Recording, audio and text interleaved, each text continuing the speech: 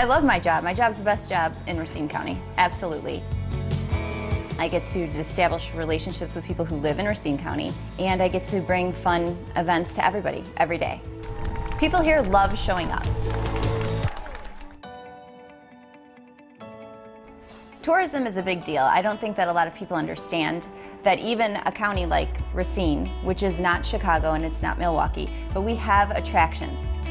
And it doesn't have to be a festival. It could be shows, music, art, food that we have every single day that becomes normal. And we don't want it to be normal. We want it to be exciting and new and fresh. There are the big draws here that get a lot of the promotion.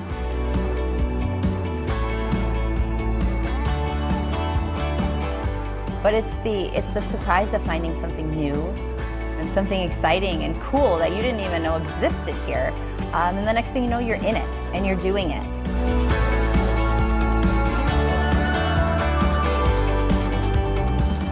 It's really easy to get sidetracked here.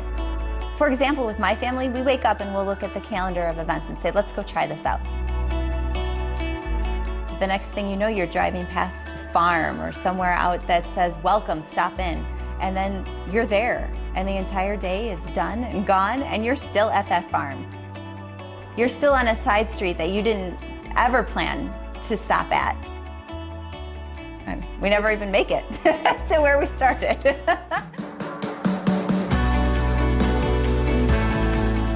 Even if my job wasn't to promote what's special and cool in Racine County, I'd still be out there doing all of these things that I do.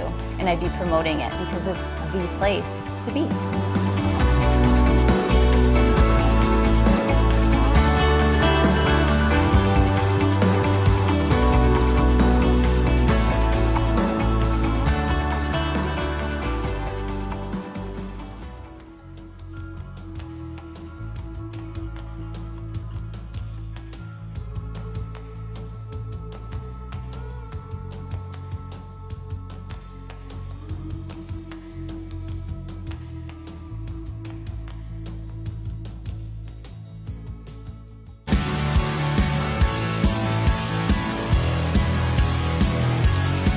Man, we've been excited to come to Racine before we even got here. We've been in all really hot climates, so we were looking forward to cold water, a little bit colder weather, and we love it. It's a good town. We got some good dinner last night. It's been good. We have this great location here on the beautiful shores of Lake Michigan, and we have a great location between Milwaukee and Chicago. It's a beautiful community, the oldest and tallest lighthouse in Lake Michigan, and some Frank Lloyd Wright buildings in town on the Frank Lloyd Wright Trail. So there's lots to see and do here. You know, I really love coming to Racine. The weather is always beautiful. The water never disappoints. You know, I was kind of hoping to see it a little rougher out there, but you know, my little buddy's here with me racing. He's 10, and you know, it's good to have some nice smooth water for him.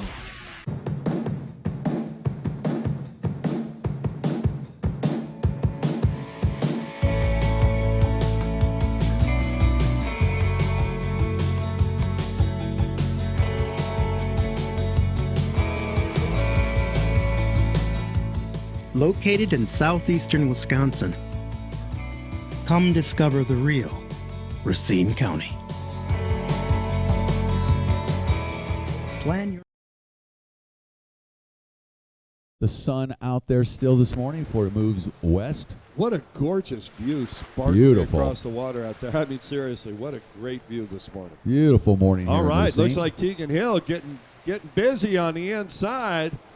Well, that's Mir Yeah, on Sadie the outside. Sadie Mir on the outside. Tegan on the inside. Tegan will take a hole shot down the front straightaway. The race leader, Tegan Hill, with Mir right behind him. Yeah, Sadie's starting to reel Tegan in. Well, that big SXR 1500 got some horsepower. 995 in third. I'm sorry, Kurt. No, that is not Jax at all. Rowe Yes, in it third is. place. Of course, Jax is in his own class in 10 to 12. The other three competitors are in 13 to 15. This is a class by himself. Indeed. And Keegan O'Connell goes through. All right, race number two. Race number two, IROC Stock. You guys might want to head on down the line. Boy, Tegan Hill is becoming extremely fast. He has gotten better. He's been racing for a few years now here on the Pro Watercross Tour, and boy, does he look good on that Superjet. Yeah, he does. And I'm surprised he distanced himself from Sadie already. Now, let's see. Does she go? Right. Now, she's going to have to wake it up, get out in front, and try and keep Jax behind her so she can take that Joker boy a little bit later in this moto. Tegan behind her. Yeah. Yes. What did I say? You said Jax, but that's okay. We've seen Jax out in still front as well. her. Yes, he is. That is very true. Yeah. But, so Tegan took that Joker buoy immediately and allowed Sadie to get into the lead. Now Tegan charging back on the inside. He's tearing up that inside.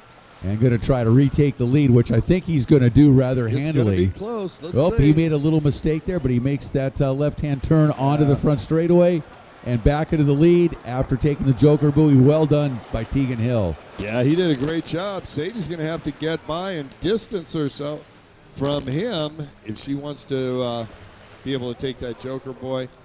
Looks like she's having a little bit of problem with the pump wash there. Well, newer riders. Yeah, and also that right-hand side, that little tight section there has given riders a lot of trouble all weekend long. We've seen everybody in every class a time or two get a little, little out of shape, maybe bury the rail a little bit and not be able to recover quickly enough to straighten it out and get turned around for the next buoy, because it is pretty tight through there.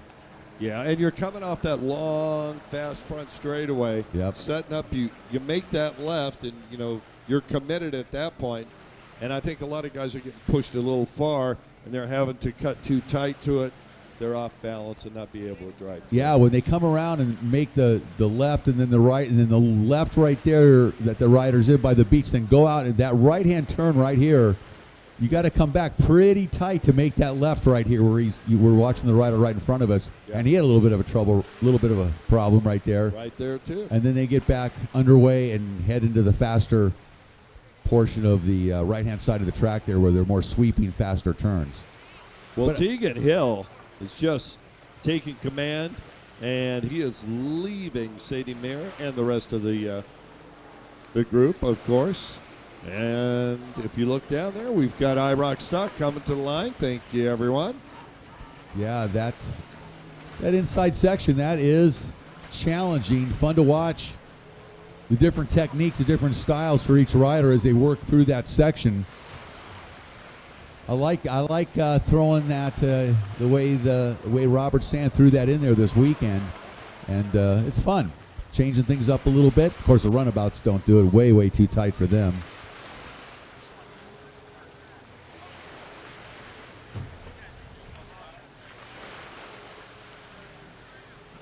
You know who we're missing here? I just realized as I was thinking about it. Tell me. Who's the fastest 550 rider you know? World champion, multi-time. Used to be Jeff? Well, yeah, there's that. Midwest. Used to run Great Lakes Watercross. Jock?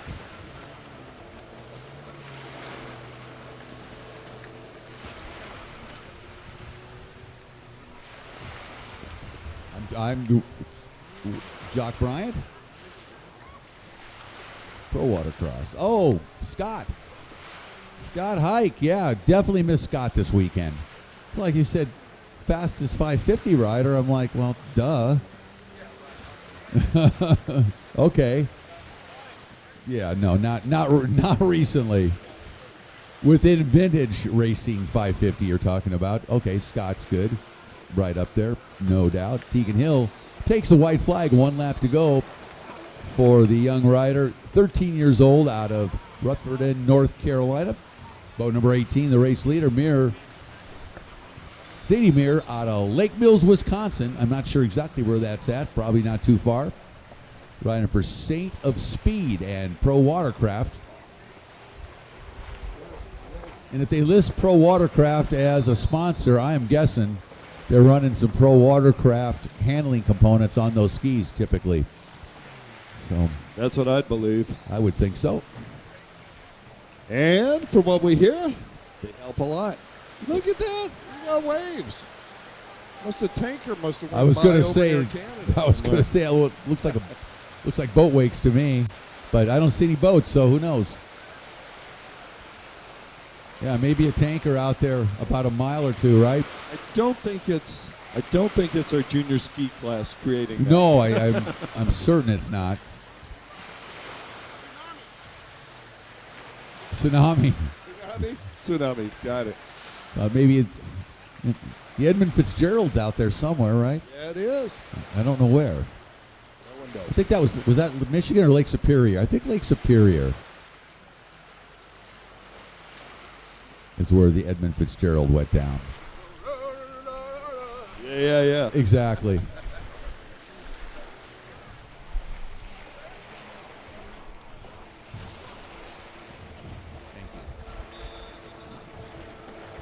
And coming around one final time, making the left-hand turn, complete moto number 2. Tegan Hill takes the checkered flag easily here.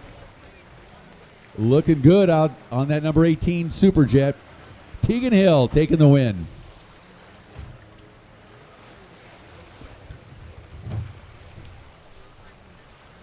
Sadie Meir is going to pilot that SXR 1500 around. Out of the outside split and down the front straightaway one final time. And Sadie will take second place here in the junior ski stock 13 to 15-year-old class, moto number 2. Keegan O'Connell will take a third place, and Jax Rowe is going to take the win in 10 to 12.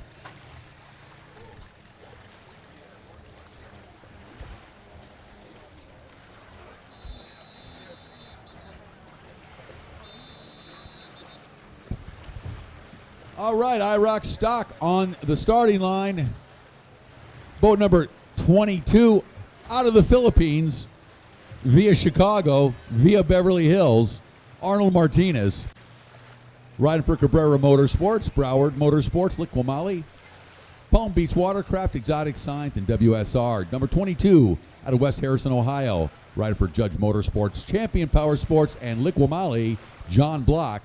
Number 38 out of Indianapolis on the Yamaha. Keep an eye on Rosina Brabham.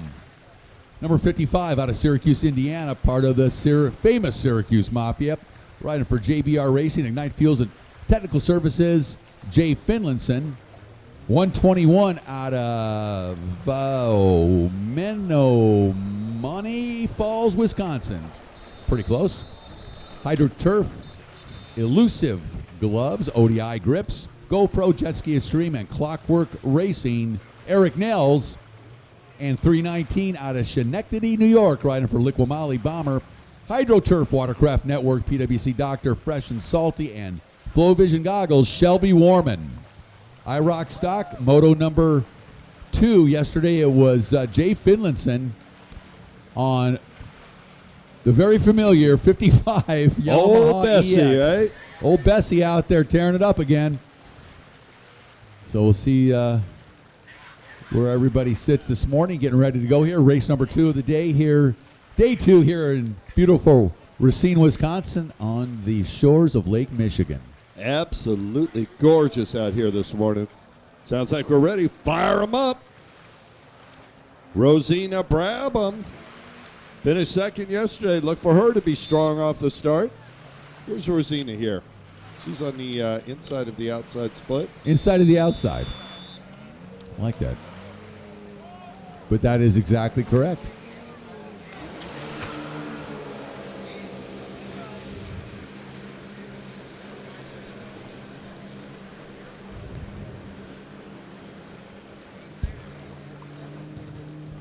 All right. That looks like Brabham on the outside. Take a look as they come around. Battle on the inside split. Can't tell the numbers right now. A little too much glare out there at the moment. It's like a surprise when they get to the front straightaway, right? Yeah, it's a treat.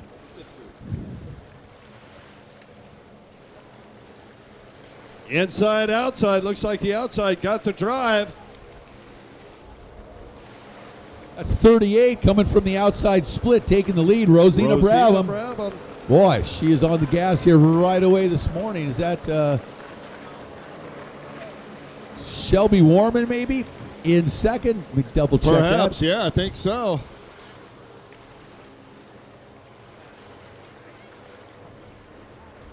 I think it is Shelby. Can't quite make out that number. Again, with that the glare, beautiful morning, but until the sun moves somebody a little took west. off. Hit the eject button over there, far right hand Boy, they side.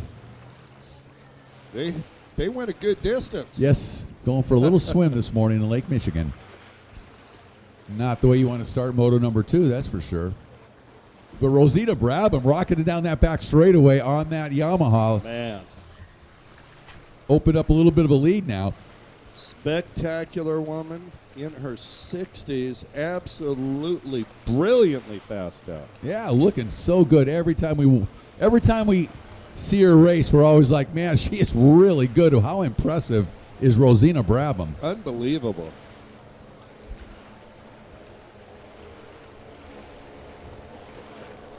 She takes a quick look over. It's like, yeah, no big close. She definitely is at home on that Yamaha EX. That is a perfect fit. Right. John Block behind her in second now. That will help him out a little bit. On the Sea-Doo, that looks like Eric Nels, right? Yeah. Pretty sure he's the only Sea-Doo in here. Yep. What started out as the Spark class evolved into almost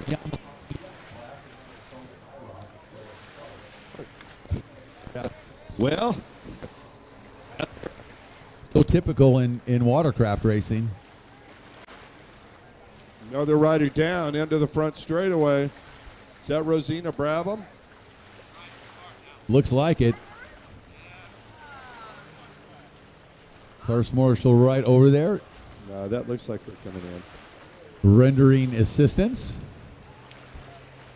Looks to be okay. No, that's Rosina here on the outside split. Yes, it is. Continuing to lead and continuing her dominance of pro watercross racing here early this morning.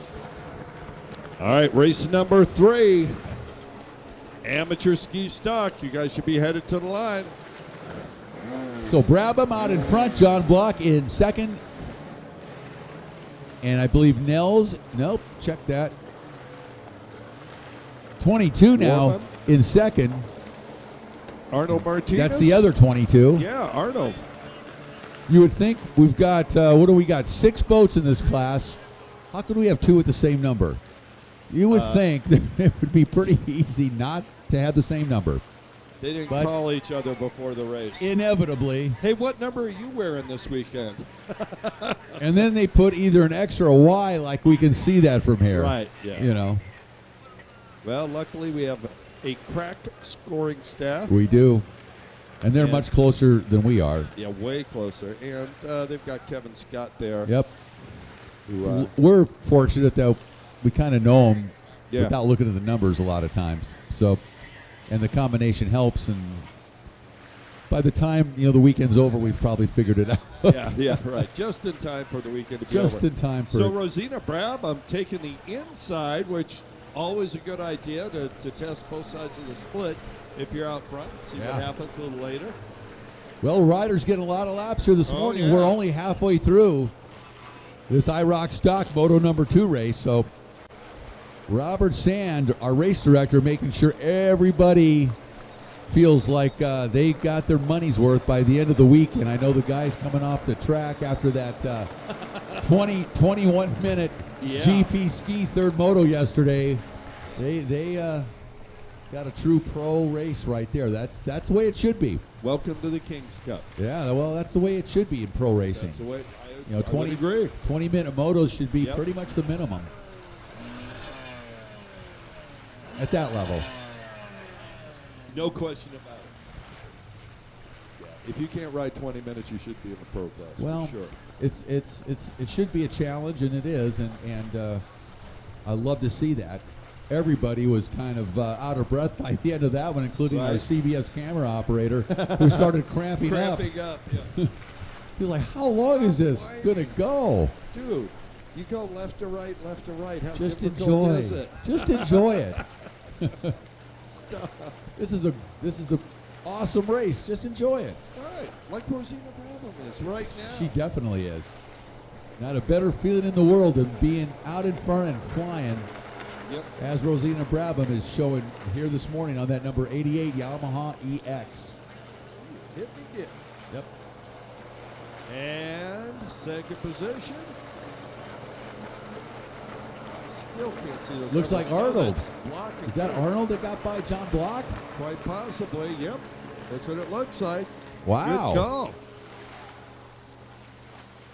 We'll check that next lap around, but it looks like Arnold Martinez may have made his way around John Block, which, That's right. well, of course, we weren't watching the Joker buoy.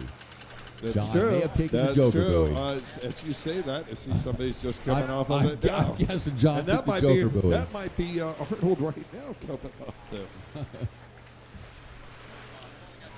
A lot to watch here this season in Pro Watercross yeah. because with that Joker buoy, it really changes things up, and the placement of it as far away from us as possible at times makes it a challenge to always know exactly who has taken and who hasn't. To announce it properly. Yep.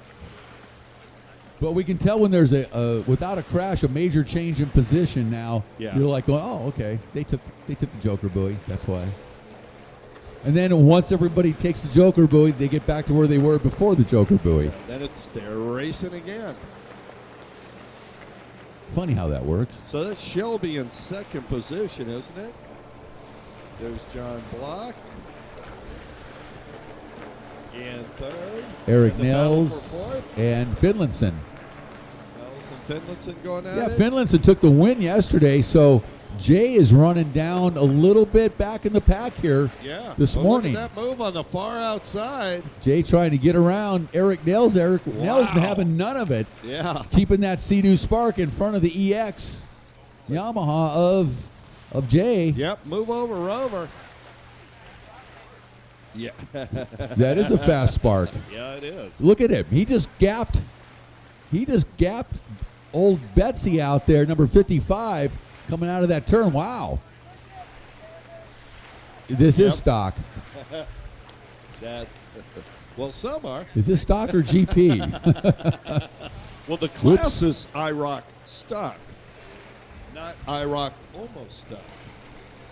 Yeah, that. Paul? No comment. None. None at all. Rosina Brabham getting the white flag. One more lap to go. Rosina? So now John Block back into second. Looks like.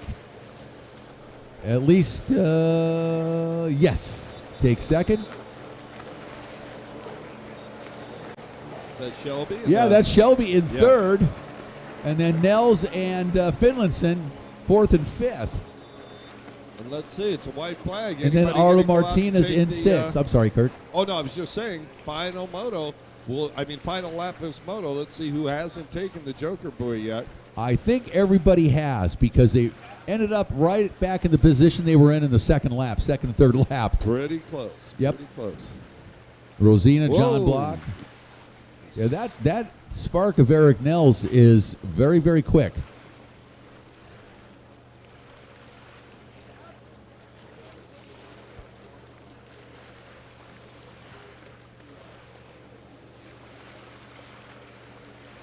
Rosina Brabham making the final turn onto the front straightaway, and she will get the Moto 2 win. Rick Blake.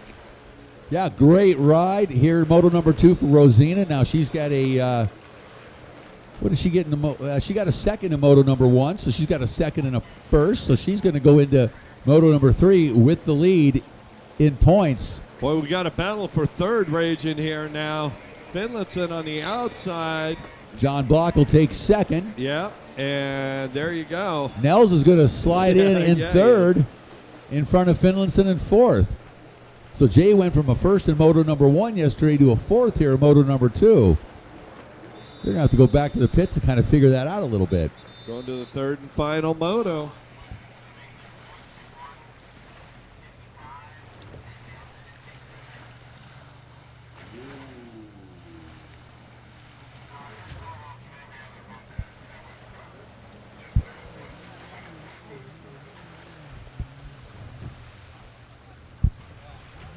Hey, good morning, everybody. Welcome to the JetTrim live stream here from beautiful Racine, Wisconsin. We're sitting on the banks of on the shore of Lake Michigan. Rick Lake, Kurt Nolenberg. Welcome, everyone. Looking forward to beautiful another morning here in Michigan. Had a great day of racing yesterday, and picking back up where we left off with the amateurs here today. We've got motos number 2 that we're underway right now, heading to race number 3, and then we're going to take a little break, about 30 minutes in between motos 2 and 3. And it's going to be a great day of racing. Boy, the conditions have changed quite a bit. We don't have the wind we had yesterday. Not yet. Not yet. And it's beautiful here in Wisconsin this morning. Just a perfect summer day. Humidity is down. Not bad. Just beautiful weather. And we just got finished watching the 65-year young Rosina Brabham lay waste to the IROC Stock class yet again. Rosina Brabham just had a phenomenal ride. Fast on that Yamaha EX. Oh, yes, she is. And up next is Amateur Ski Stock. We've got them on the line, Rick. We're going to head out to some racing. Not a cloud in the sky today either, Kurt. Looking beautiful here in Racine. Cloudless. It is. Amateur Ski Stock on the line. Number, it says no. I know it's 1.1, actually, because that is Patrick Tricky Serenich out of New Franken, Wisconsin. And the, let's see, that's interesting. The number 18 out of Rutherford, North Carolina, Tegan Hill, sponsored by Power Sports Supply, B&M Power Sports, and the PWC Doctor. Number 82 out of Cicero, Illinois, on the Kawasaki, Joe Clark. On the number 85 Yamaha to Chattanooga, Tennessee, sponsored by Team 332 Racing, Dustin Higdon. Okay, now I see, so Patrick Serenich has got an NO on his plate because Ryan Stevens is running 1.1 this morning.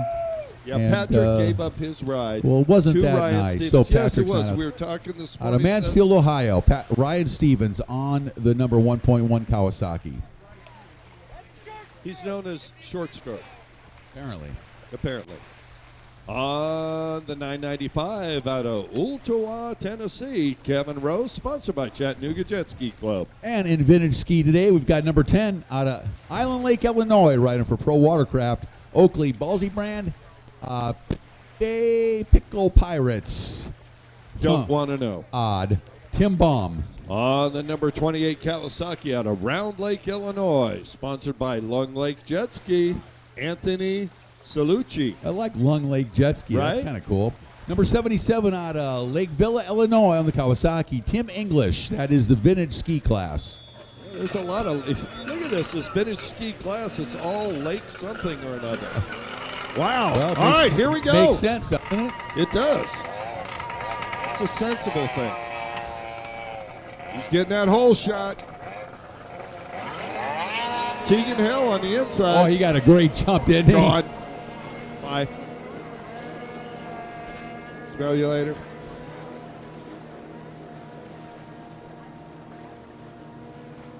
You know, Tegan Hill weighs 14 pounds. Yeah, power to weight is pretty strong there as he holds that hole shot, that jump out of the gate into the hole shot, into the inside split. Yep. Wow, Hill was fast off the band, but it's the rider on the outside, I think, is making the move. Who is that, Rick? That's Kevin Rowe. Oh, yes. Who? I'm sorry, should have known. That's Dustin Higdon. I apologize. Oh, Dustin is Higdon. it Dustin? Okay, well, it wouldn't be surprising if it was Rowe. Nope. Oh, look at Higdon this. as well. Going to be side by side. He has position. Look at that. Oh, yeah. Side by side. Boom. Tegan sets up, going inside, outside. Kevin Rowe gets around him. No, is it Rowe? Or is it Higdon? 85? Sorry, Higdon, yeah. Yeah, Dustin Higdon with the lead. Oh, and Tegan Hill goes down just for a moment. Just a quick hip dip, and he's back up again. All right, race number 4, Sport GP, Sport Open to the line. Dustin Higdon starting to extend his lead, Rick. He's starting to pull away right now. And frankly, should I say it? Dare I say it? Hit that joker boy now, and there he goes. No, he's going to try to extend. Let's see about Tegan. Going to follow.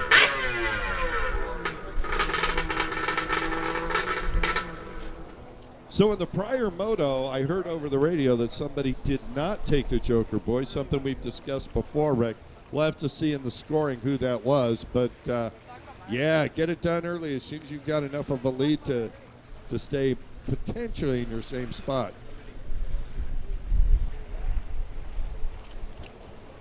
Higdon tearing it up.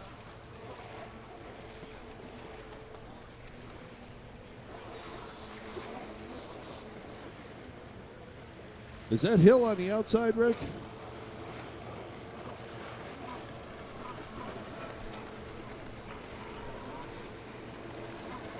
That actually is 995 Kevin Rowe. Coming down the front straightaway right now, right in front of us in third place.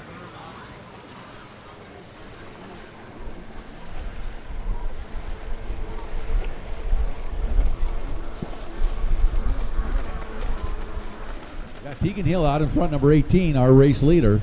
Dustin Higdon in second and Kevin Rowe in third. There's your top three.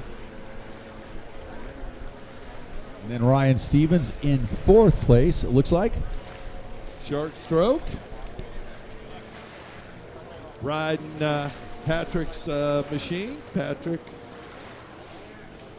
being very generous to let the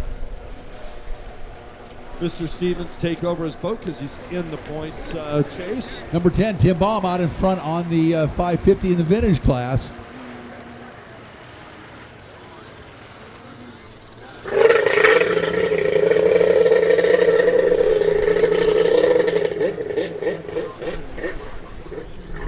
And in second, 28, Anthony Salucci out of Round Lake, Illinois, behind Baum. So we've got the 38-year-old Tim Baum out of Island Lake, Illinois. He's leading the pack in vintage ski, followed by Anthony Salucci, 29 years old. And then Tim English, boat number 77, 28 years old. He's third in vintage ski right now. Tegan Hill, a race leader in amateur ski stock. Let's check that. Kevin Rowe, oldest rider on the course right now. Higdon got by Tegan Hill in that last lap, took over the lead. We didn't see if Tegan may have taken the Joker Boy. Perhaps the Joker Boy, not positive. If only we had somebody who had that kind of knowledge up here with us.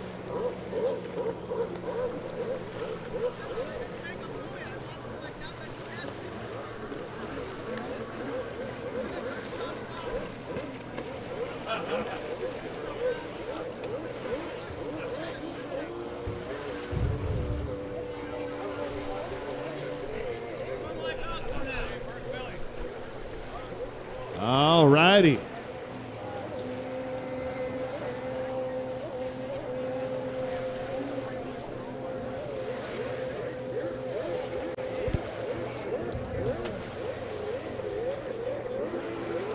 I'm feeling very Olympic this morning, Mr. Lake. You are you? Look at this side by side. Good battle in vintage. Vintage action. Great battle in vintage. Man, these guys are holding tight. Tim Baum and Anthony Salucci going at it here on the 550s. Oh, look at this. Tegan Hill and Dustin Higdon going at it. Tegan on the front straightaway. Here comes Higdon. Higdon going to move over and block Hill. Oh, yes, I am. Halfway. Excuse me, young man. I'm here. Halfway flag out as Higdon continues to hang on to the lead just in front of Tegan Hill. Tegan trying everything he can, 13-year-old out of North Carolina, to get around Higdon. Yeah, Higdon putting up a little bit of a weight there, larger rider, and Hill, he's learning a lot. Well, you got Higdon, 40 years old, racing Tegan Hill at 13. So, wow, what a gap! He's got pants older than Tegan. Oh yeah, guaranteed.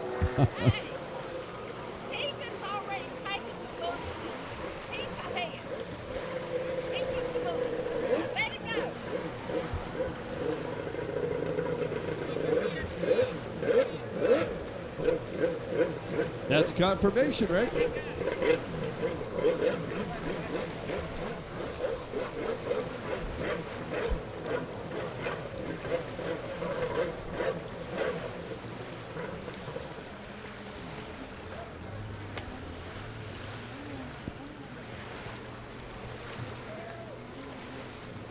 Whoa, a little bit of a little hiccup there for Ryan Short Stroke Stevens. Needs to get a little bit further forward on that ski, keep the nose down because he's porpoising like crazy. Hard to jump on a new ski and get out there, you know. I think he's used to riding a super jet, and he's on a Kawasaki today, so a little bit of difference, a little different riding style required. The road. No, it's not Rowe. No, that's Tegan Hill, I believe, behind Higdon in second position still. Here they come. Higdon.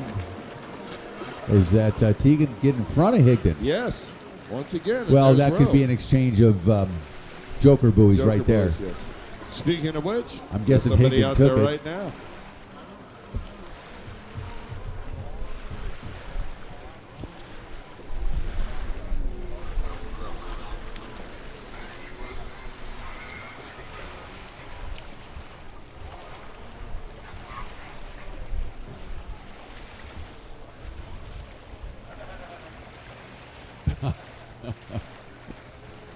Okay. Did I take it, or was that last medal? Oh, hell, I'll do it again. It's legal to take the joker buoy twice. Well, the older you are, the more likely you'll take it. Perhaps every lap, just to be sure. Wait, did I take it last lap? I don't know. Did I take it last lap? I don't know. Did I take it last lap? Race weekend?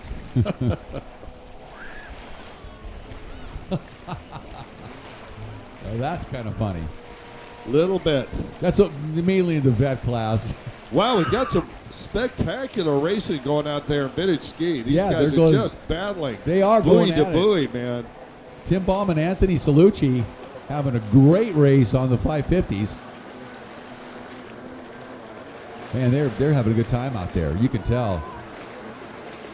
There's Ryan Stevens coming by on Serenich's ski as Tegan Hill takes the white flag. One lap to go. The young rider out of North Carolina stretching his lead. And Higdon in second position, a good quarter lap down. Yeah, and then it looks like Kevin Rowe right there with Higdon now. Oh, yeah. Kevin's setting him up. On that tight section, boy, Kevin Rowe doing a nice job on that right-hander and working behind Higdon to try to get around him. Yeah, good battle there on this final lap. Yeah, he was a half a foot from being able to take that away from Higdon, but woulda, coulda, shoulda. Higdon hanging on and keeping that ski driving forward and keeping Rowe behind him. Rowe in third. Wow, Rowe doing everything he can, Rick. He is pushing hard. Tegan Hill on the back straightaway. Rowe trying to dive underneath in those turns. It's beautiful to see him race out there. Those two guys going at it. And two-lap riders. Watch Rowe right here. Dive to the inside. Yep. So he's going to go on the inside, and Higdon goes on the outside of him as they go past the lap riders. Yep. Try to keep that fresh water. Good race here for second in amateur ski stock. Boy, Higdon just throwing it down. Oh boy. And that'll end that. That was Rowe going down, I believe, out there. Wasn't it, Kurt? Yeah. Yeah, Kevin took a little water sample at speed. He gave it all he had. He was trying everything he could to get around Higdon, just couldn't quite make it happen. Checkered flag comes out. Tegan Hill, what a great ride once again for the young rider out of North Carolina. He'll take the win here in amateur ski stock, moto number 2. Yeah, once he got out in front, had done the joker buoy, and Higdon lost sight of him for a moment. That was it. Higdon will take second place after a nice battle with Kevin Rowe there on the last couple laps. And short stroke. So yeah, he's going to take a third after Rowe went down there. Yep, Stevens got by him. Here's Kevin coming across. Kevin's like, well, that didn't work out quite so well. Crossing on his knees, not really recommended or legal, but I'm not saying anything. He might not be feeling too good right now. He did go down. Yep, and then taking the win in the 550 class, number 28, Anthony Salucci, ends up taking the win in front of Tim Baum, it looks like, unofficially.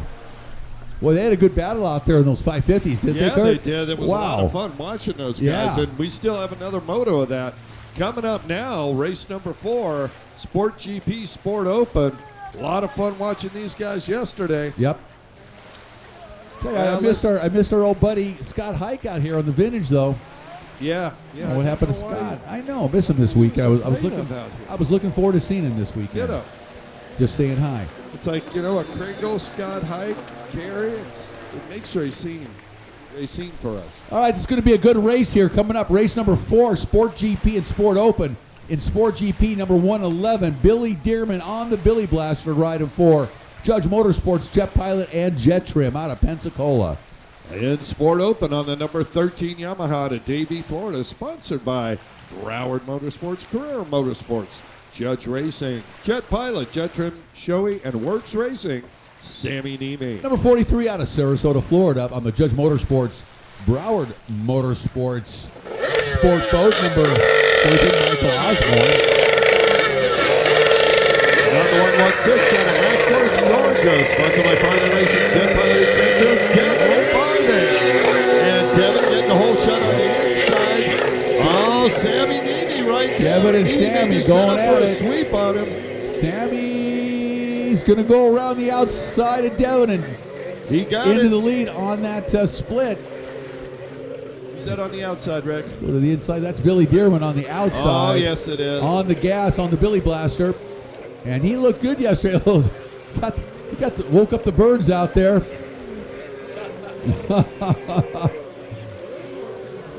Wow, look at this on the inside. They are having themselves a race right now. Here Sammy comes Niemi Dearman. tearing it up with Devin Farthing right behind him. Here comes Michael Osborne from the outside. Well, Billy Dearman really got a nice start, rode the outside split very smoothly, and he goes into the lead. He is in Sport GP. The other 3 are in Sport Open. And let's see if Sammy's got anything for Billy Dearman here. Yeah, yesterday Billy on that Billy Blaster was dominant. He just like this morning, got a whole shot, took off, gone. That boat is running exceptionally. You were sure, in these conditions. You were sure yesterday that Devin was going to get around him. I was, and Billy rode an absolutely flawless race, spectacular, and held off hard charging Devin Farthing in that first moto. All right.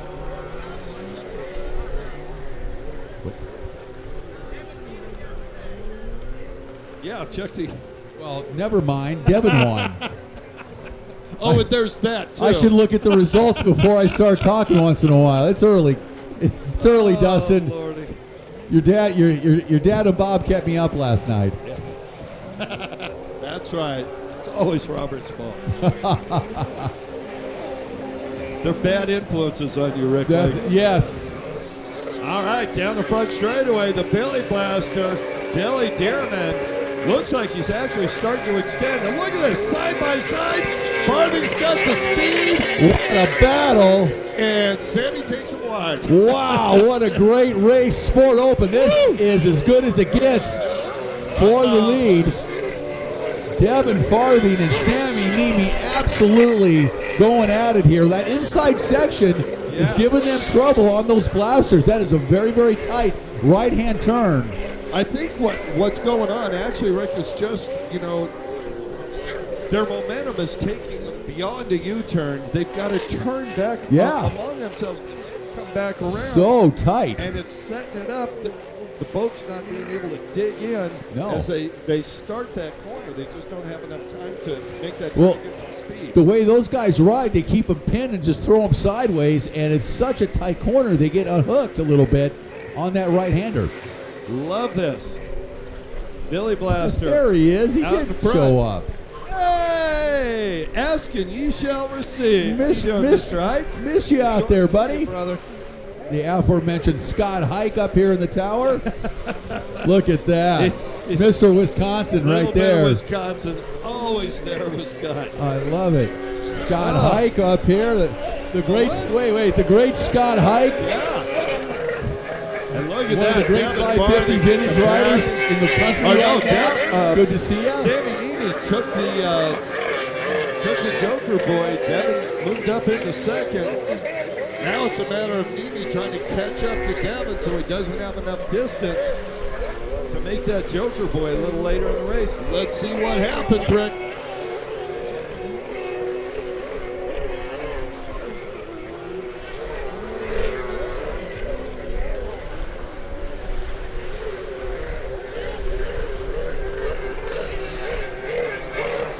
Oh, look. Here come the Ducks who got a little wake-up call from Billy Dearman out there.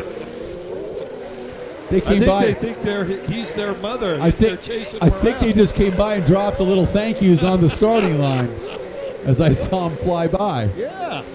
See somebody wiping off the top of their head. Oh, that's funny. So, wow. And who is headed out there right now? Dearman doing a good job, though. They've been trying to get that Billy Blaster dialed in, and he's getting better and better on it. So, I do believe, yeah, that was Devin. Excuse me. Devin in the lead. Oh, Ryder off over here. And Sammy now behind him.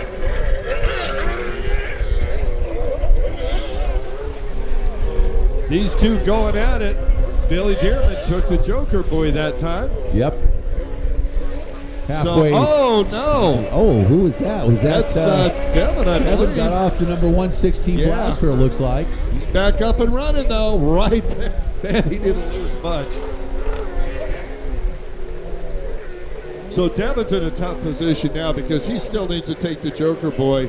And both Billy and Sammy have already done that. That's right. If I'm him, I'd take it right now, boy. That is one fast machine. Yeah, sure is. He's going to try and extend out. Boy, I think he can get it. Yeah, well, Dearman's got that 1500cc Kawasaki 4-stroke in that haul. And these other riders are on Blasters running 2-strokes.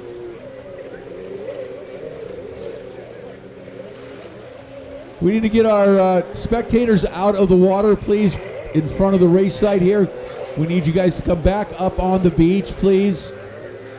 Thank you. And the swim area is off to the left where the white buoys are if you want to go swimming. You certainly do that there. 13. Nimi on the gas, that way out in front now. After Devin had to get off over there in that last lap.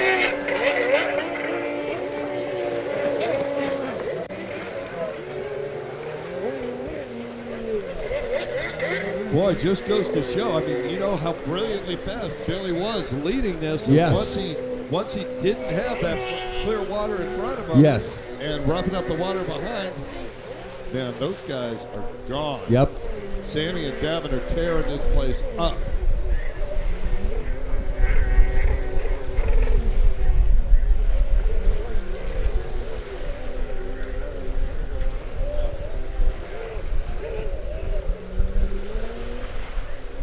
Sammy taking that outside split, seems to like it. Yep.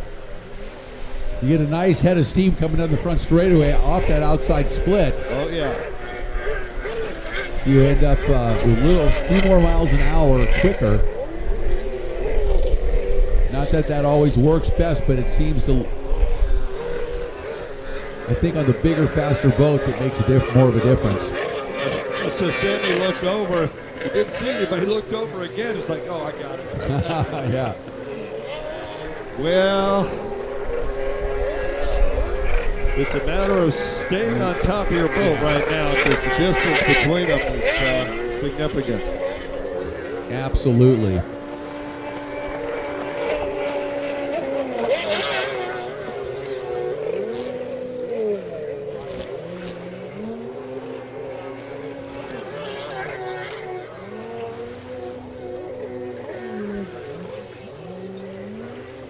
Does.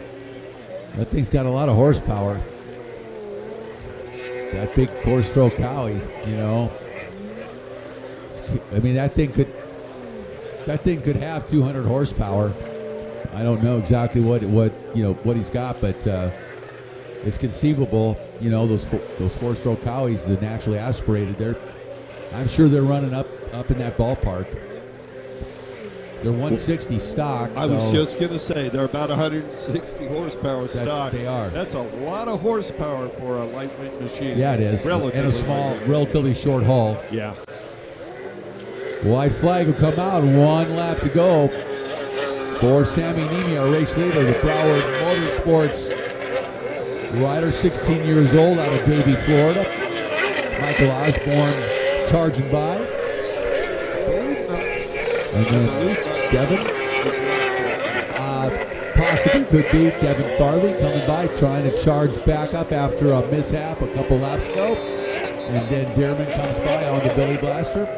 Well, if they stay the way they are, Devin and Sammy will be tied going into that third moto. That'll be a good one. And what else would we want? That'll be a good one, no doubt about it. Looking forward to it.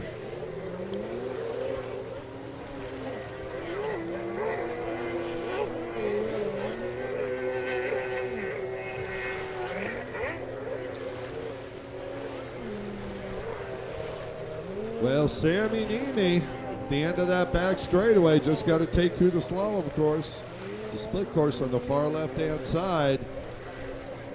Sammy having quite the run here this morning. Oh, he looks perfect out there. Had a great start. Him and Devin battled around the start. Sammy was able to edge around the outside of Devin, which is no small feat to say the least. But they've got that blaster running strong here this morning, and he's going to take the win here, Moto number 2. Setting up a great Moto 3. I'm looking forward to it. And Devin will come around. I am certain he'll get second position. And Michael Osborne will get third in Sport Open. And, of course, Billy Dearman will win Sport GP.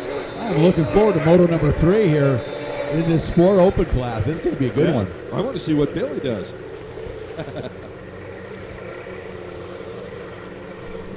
All right, race number 5 on the starting line. Novice Sports Stock, along with Junior Sports Stock, 13 to 15.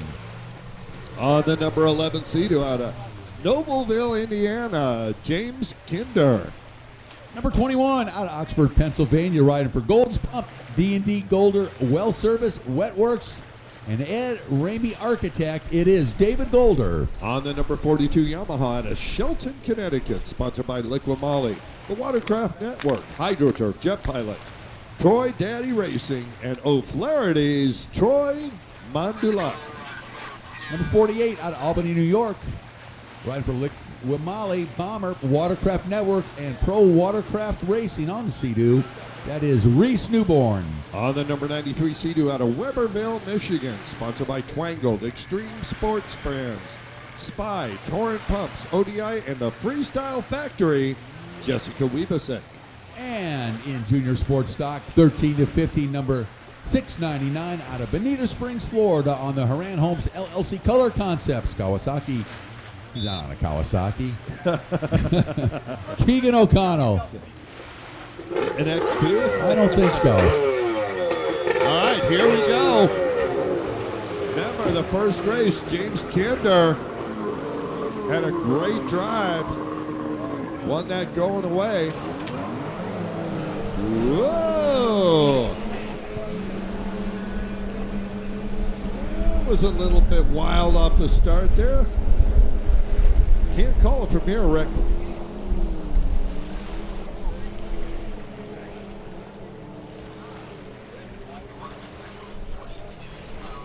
Looks like 42 Troy Mandalak with the lead here on the inside split, Kurt. Let's check the outside. Yeah. Is that Reese? Jessica Wiebesek.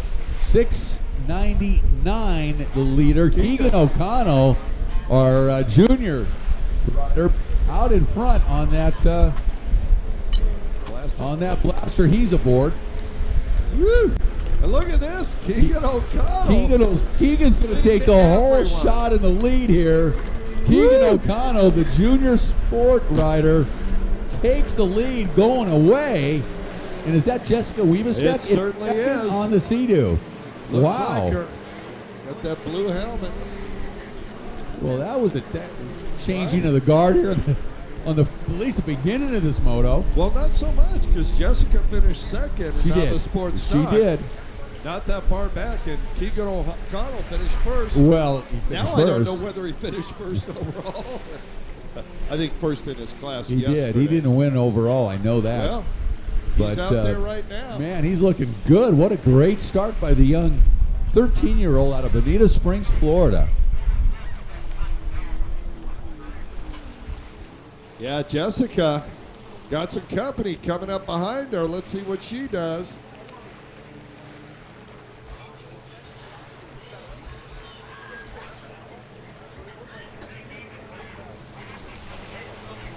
Keegan out in front down that back straightaway with the lead. Man, I can't believe it. Keegan's boat's faster than Jessica's HX. He is down leading that everybody. So, straightaway. yeah, no kidding. He is leading everybody so far. You know what's going on here. Looks like that buoy on the inside might have moved over a little bit. Because that inside is taking a little bit longer to get around, I think. You might be right, Kurt. Oh, and Keegan That's goes out to the makeup boy. buoy. Here comes Jessica. She's got position. 42 Mandelac comes by O'Connell on the outside, and then by Weebesek and into Goes the from lead. third to first. Yep. Weebesek in second behind him. Keegan O'Connell now going to have his work cut out for him to try and retain that, or to regain that first overall position. And look at this. Troy Mondelak just missed two buoys. He didn't take that section, Rick. He went straight. So he's down 2 laps. He can pick up 1 at the green buoy, but that's it. Yeah, that's all he can pick He up. done. Well, that was a mistake. Wow. Troy's done. Talk about a costly mistake. Yep. And Jessica started to follow him, then noticed immediately that he was headed off track, so that's going to give her the lead again. Let's see. No, looks like Keegan O'Connell got by Jessica.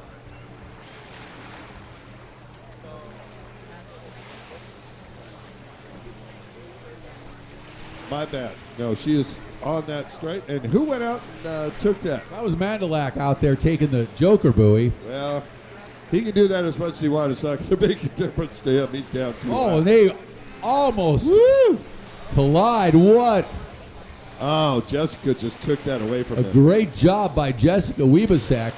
Like, Troy, move over, dude. Yeah. You missed 2 buoys. You don't even know it. She goes to the outside split, as does Mandelac.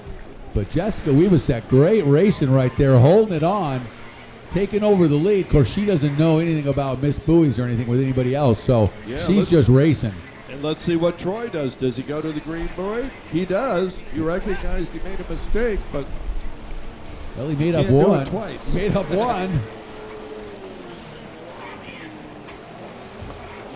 Now Jessica Weebesek, wow, number 93 out of Weberville, Michigan, on the twangled Sea-Doo, looking good.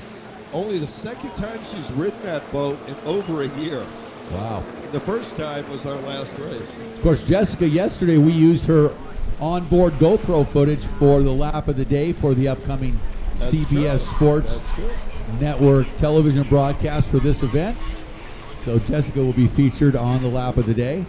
If you'd like to get featured on the lap of the day, come on down to Lake Charles, get some GoPro footage, and bring it up to the CBS Sports crew. I was talking to her yesterday afternoon about that. As you know, she had a little collision with a 550 boat as she was coming down at the end of the front straightaway, and she was laughing about that. I said, "Well, I mentioned that you left him in your wake," and she just smiled and laughed. I believe the term you used was punted him. No, I did not. Maybe it was just me thinking. It was a love tap. Yeah, She, just a little kiss. she said it was gentle. Little kiss. She Oh said it man, was race gentle. number 6, ski four-stroke stock. These riders are chomping at the bit to get out there and race against the Clipper, Mike Klippenstein. Yeah, they are. And Ryder Wildemore, looking forward to seeing what he can do again this morning. And look at this. Troy Mondelak trying to regain that lead over Jessica Weebasek. Now, And he's going to do it right here. well, he is, but he's still a lap down. So, halfway through. So he's got the opportunity. He could certainly unlap himself if he can lap the field in the next 3 laps. That's if somebody saw that besides you and I. They're pretty good. Not every time, but we do our best.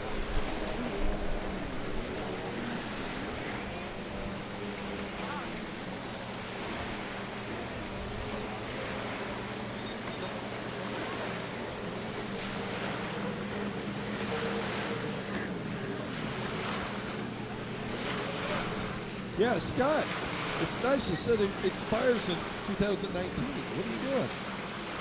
It's cheese. It's good till for 200 years. It's even better. It's Wisconsin.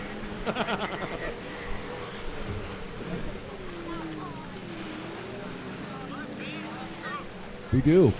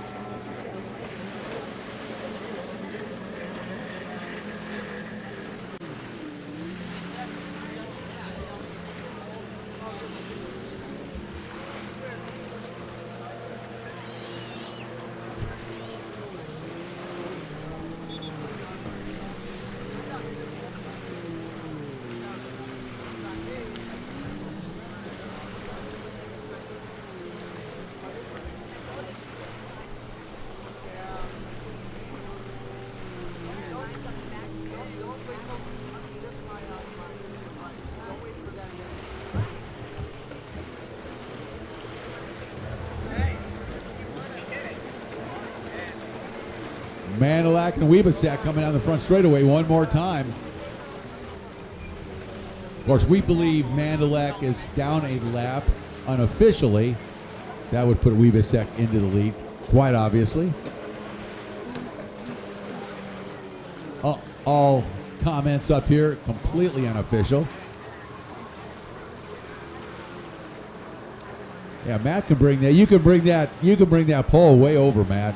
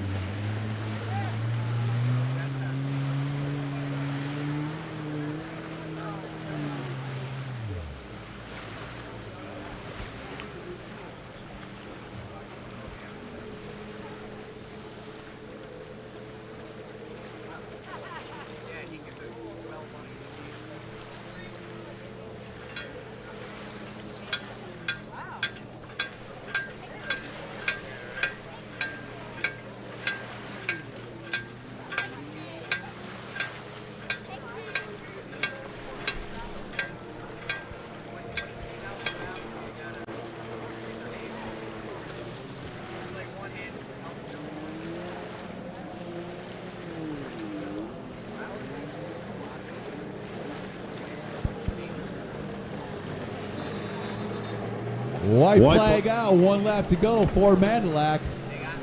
Well, and Jessica Wiebesek in second place. Well, on track, I'm thinking unofficially first place. Well, I'm just saying what unofficially. We got somebody coming in on the hook. I think that might be Reese Newborn. Unfortunately. Yeah. All right, and then Ski 4-stroke stock on the line. That's going to be a lot of fun to watch. Yeah, this will be a good race. Scott, you're going to enjoy this. This will be a good one. Well, yesterday, Ryder Wildeboer came out from Sioux Falls, South Dakota, with a new Pro Force, or maybe the same Pro Force boat that he's had. I would say the same boat. Laid waste to everyone. They got that thing dialed. Oh, really? Okay.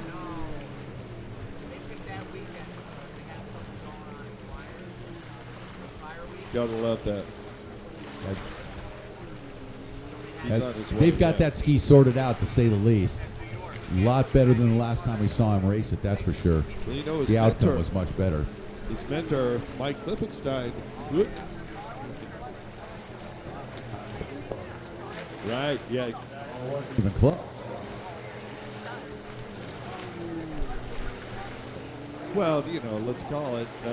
Clipper hasn't been in a jet ski race until, I think, yours for 2 years. So he's still getting those muscles working. All right. Well, that was checkered flag coming out. Troy Mandelac will take the checkers here in Moto number 2 for Novice Sports Stock.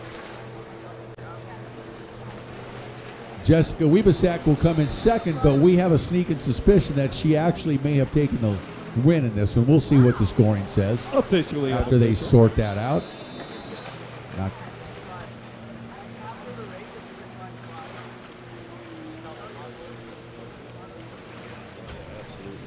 Well, she's still dominant in women's skiing. She hasn't been beaten in 4 years that I've been here.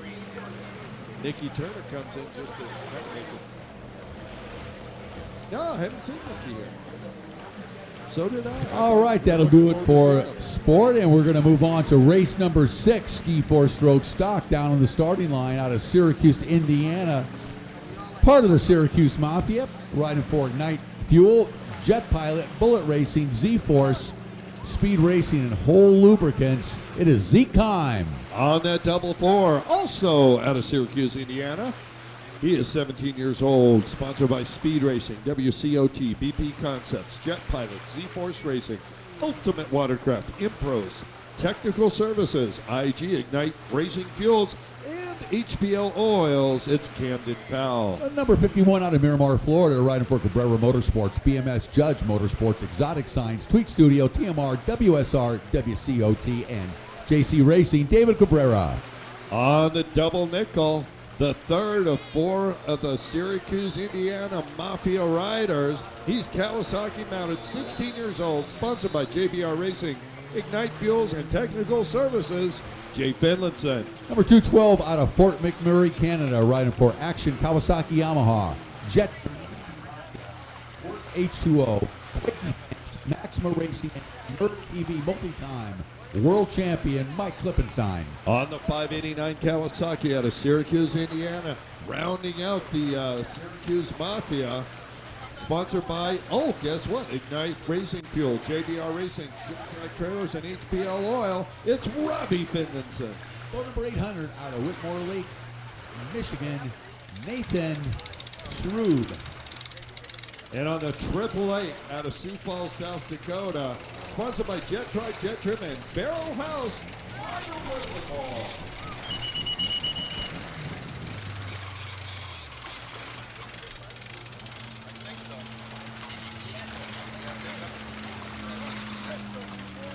All right, Rick Lake. Looks like we're getting ready for the start. Mandelac coming in without a helmet on. That did not go over well. Coming from Tech. Talking to from Tech. You take your helmet off, but you got to watch. Yep. Nope. All right, here we go. Whoa, Ski 4-stroke stock. Drive on the outside, Rick. Well, Cam took the win yesterday. Moto number 1, so pick it up where he left off yesterday, Kurt. Looks like he's got it, so they're trying to sweep him. Cam holding tight on the inside. Looks like he's going to get it. Clipper on the inside with the lead. Who else? Battle on the outside, side by side. Cam Powell tearing it up. Cam has got it. Had a battle momentarily with Cabrera. Cam takes over the lead and Cam heading on to Powell the going to first. get the drive here. And he's going to take the whole shot out. Here comes Clipper making the turn. And it's going to be Powell taking over the lead. Clipper right behind him. Looks like Miramar going to edge into third place. And Cam Powell with that bullet hole. Oh, is able what to a battle, come up. Kurt. Yeah, there's boats going Third everywhere. place battle between Cabrera and I think that's Zeke Kime going at it. Wow, do they have a dice on that inside section? Whoa, they were going at it on that very tight inside section. Yeah, watch Just that hold the Wildemore hull. at fourth. Ooh. Hold the hull racing. That was awesome on those big SXR 1500s in that very, very tight part of this racetrack here in Racine. Well, Ryder stuck a shoulder down, almost ripped him off that XR 1500. They're side by side, heading out there. Wildemore just can't make the move to get up into what would be fourth spot, I believe. Out in front, Cam Powell, number 44, the race leader, Klippenstein 212. Behind him in second place. Everybody taking that outside split now, Rick. Check that third place position. That is Zeke Kime, number 4, in third now. Overtaking Miramar in the great battle they had on that first lap. Yeah, they do. So down the front straightaway, our race leader, 44, is Powell. Klippenstein behind him in second. Kime in third. Miramar, Ryder, Cabrera. Wildemar just got by. Cabrera he took the inside split. Cabrera took the outside, and Wildemar into fourth place right now. Cam Powell is riding a spectacular race right now, Rick. He is setting up early. I'm watching his lines. He's making really good moves. The only thing I could say, he needs to be a little bit more over the front of that ski in some of the tight corners because he's bouncing out of them. But other than that, he is riding special right now. He is really at home on that SXR 1500, no doubt about it. Him and Zeke Kime both, all the riders out of Syracuse, Indiana, a lot of time training on those big hulls, and it looks like it because they all ride them very, very well. Yep. Nothing like time on track. Nothing at all, not even close. There's nothing that beats just riding. Trey time. Just put fuel to that motor, man. The more you ride, the better it gets. Yep. Wildemar, only one taking the inside. He's trying to make that one. On the inside, that's going to help, no question about it. Give him a little bit of advantage. Yeah, he cut Zeke Kime's lead in third over him by a bit on that inside split. Yeah, he's got clean water in there. Everybody else outside. Cam stuffs it a little bit, almost falls off there. Well, that tight inside section, up. That's giving everybody a challenge this weekend, especially those SXR 1500s. That is really tight quarters for those big boats. That is tough for them. You almost have to bunny hop it to get it. Well, those holes are so big that once you get off your line and get them tipped a little bit, it's not like a previous jet ski that you can just manhandle and throw around. Yeah, these have to be guided. They want to keep you in that position. Yeah, they'll take whatever line they're on and just keep on it. And if it's the wrong one, it takes a lot of effort to get it turned back the right way. David Cabrera coming in. He's got a mechanical lifting the hood. See what he can find there. Wow. Cam Powell. Looks like he's coming up the lap somehow. He is. He's coming up behind one of the back markers here in Moto number 2, who gets out of the way smartly. Great sportsmanship there. And safe on his part. It looks like it, doesn't it? Oh, and look at this. Cam's going to go beyond to the one, makeup. And that goes Clipper. Clipper taking him wide. But look at Clipper trying to take him all the way out. But Cam's got a little top end. He's right there with him. Cam, look at Cam Powell set up early here. Oh, and goes down. Oh, Cam had a little top end on Clipper, but that move by Clipper upset Cam and caused him to make some mental mistakes right there. Yes. As he overcooked it into that turn, that left-hand turn. He just overcooked it off the front straight, trying to stay up with Clipper, and really should have just settled in behind Clipper and looked for a better spot to get back by him. At this point, if I'm Cam, yeah.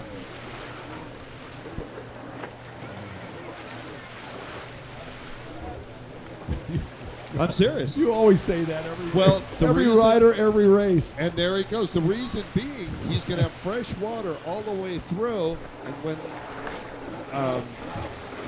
Klippenstein? when Clipper comes up to do it, once again he's going to get clear water. Well, it's going to determine how much of a lead that Clipper's going to have now. Clipper's got a lot of lead. Clipper's got great water in front of him right now, and so he's going to have an opportunity to extend that lead while Cam is back there battling with some other riders. Wildeboer and Cam and Wildeboer on the outside going at it. Yeah, that's what I mean. That may or may not help Klippenstein. It's not going to hurt him because Clipper's got a gigantic lead right now. Well, here goes Zeke Kime in second. Yeah, there's Zeke's, Wildeboer now in third. Zeke's moving into second. And wow, Clipper making some nice turns. He almost subbed it on that left. Those right-handers are coming back towards the beach, and that inside section are tough. Yeah, and you see it right there because you're coming more than a U-turn. See, there's another rider got off right there off his line. You're coming like 210 degrees instead of 180. Yep. And that does not set you up well to make the left. Very challenging. Yeah. It's like an off-camber turn almost in motocross, really challenging. Here comes Jay Finlinson. A lot of technical skill required to make those tight turns like that where you're actually coming back, not a sweeper, but coming back the other way, essentially. And then Clipper goes out now to take the Joker buoy, and that's going to set him up very well. Zeke Kime's going to come down that back straightaway and overtake Clipper, maybe. We will see. It looks like it's going to be close, but Clipper is going to be relegated to second place now. But I believe that's Zeke in front of him. But Zeke, I don't think, has taken the Joker buoy yet. We shall see. Clipper elects to go to the inside split. Yeah, Cam taking the outside. And Cam, if he has a good run here, it could be close. That's Zeke Kime. Right, no, behind him is Cam Powell on the outside. Cam went down, so he's got a little bit of ground to make up. Yes, exactly. So Clipper now comes out smelling like a rose out of this thing, except for Wildeboer is all over him. Well, Zeke had to take the makeup buoy out there. So now it's Clipper and Wildeboer, and I am not sure if Ryder has taken the Joker yet. Haven't seen him take it, but that doesn't mean he hasn't. Klippenstein, the wily veteran, multi-time world champion, putting all that race experience to good use here, keeping the young guns at bay, at least momentarily here in Racine. Yeah. Ryder getting wild down there. I mean, he's dipping an elbow in. Look at that. He puts that SXR 1500 absolutely to 90 degrees. Yeah, he brings it back, saves it. Really talented young rider, and he'll chase Klippenstein down that back straightaway one more time on those SXR 1500 Kawasaki's. Well, you've got your sensei and you've got your student there. Let's see what happens. Student going to the inside, sensei to the outside. I like Ryder. He has been carving those corners. If he can keep it going, keep a good drive going, he may give Clipper a rough time here. He's going to. We on got the a left merge. rider up here that's already down. Well, Clipper making that turn down to the front straight. He's going to maintain the lead over Wildeboer. It looks like it's going to be tight, but Clipper's got the speed, the top end, coming down that front straightaway. He's going to maintain that lead right about where they were heading into it. Right. Well, Wildeboer got to bide his time till he finds an opening where he can jump that pump wash. Well, we don't know if he's taken the Joker yet either. So if he hasn't, then that's going to be the story of the race. But maybe he has. He did earlier. Just did not see him do it. He already took it. He did. Okay, good race then. Right, Good. Good to know. And so it's head-to-head racing between Clipper and Wildeboer. yeah, very good stuff right here. This is good as it gets. Ski 4-stroke stock, SXR 1500 Kawasaki show in this one. I think there's any team tactics going on here. Like, dude, you pass me, you never get another right to the race. Oh, and Ryder goes down momentarily, back up on her way very, very quickly, but allows Clipper to really get a little breathing room, and for him that doesn't take much. Yeah, he doesn't need. He just needs a nose, and he's going to find a way around. This is going to be interesting now. Wildeboer back a little further, but swapping sides. Remember, Wildeboer was on the inside last time. Let's see what's going on. Clipper tearing up the inside. Yeah, he is. He's looked good. Really looking good. He's made very few mistakes this race. I saw him have a little trouble in this tight section a few laps ago, but wow, look at Ryder. Ryder really had a good drive on that outside split and didn't give up much at all. Might have made up a little bit on Clipper. And here comes Cam Powell now. Cam back in the hunt on that number 44. Boy, he has quietly moved up into a very close third place position behind the two leaders. Cam Powell now the early race leader, working really hard in third. Dad waving him on as he comes down the front straightaway and into that right-hand side of the track. This is going to be a good battle here for the rest of this moto. Oh, top three all within one buoy of each other. You couldn't ask for more. And look who we got. Multi-time champion Clipper. Wildeboer, who was just completely dominant yesterday. Yeah, Wildeboer was the star of the show yesterday, no doubt about it. And Cam Powell, who has been spectacular this weekend. Everybody's taking the Joker Boy. Now it's about top speed down that back straightaway. Clipper was on. He's first. He's got the clear water. Cam Powell not starting to reel in Wildeboer at all on that back straightaway, Rick. No, they looks all like Ryder's got some top speed. Yeah, they all looked about equal down the back straightaway. Nobody gained or lost anything for the most part. It didn't look like. The splits are really going to be more of telling the tale. Anybody that makes a mistake is going to lose position, and if you can have a clean run through the split, you're going to come out of it real strong, as Clipper does, takes the white flag. 1 lap to go for Klippenstein. Wildeboer in second, and a hard charge in number 44, Cam Powell in third. Gonna be interesting. Well, let's watch this inside section here. This is where most of the riders will have a problem, if they do at all. It'll be right through there, and they're all looking pretty clean coming through there on those big Kawasaki's, and that is no small feat, because those monsters can be a little hard to handle in the tight quarters. They can bite you. Yep. A lot of power, a lot of size, a lot of weight, most of all.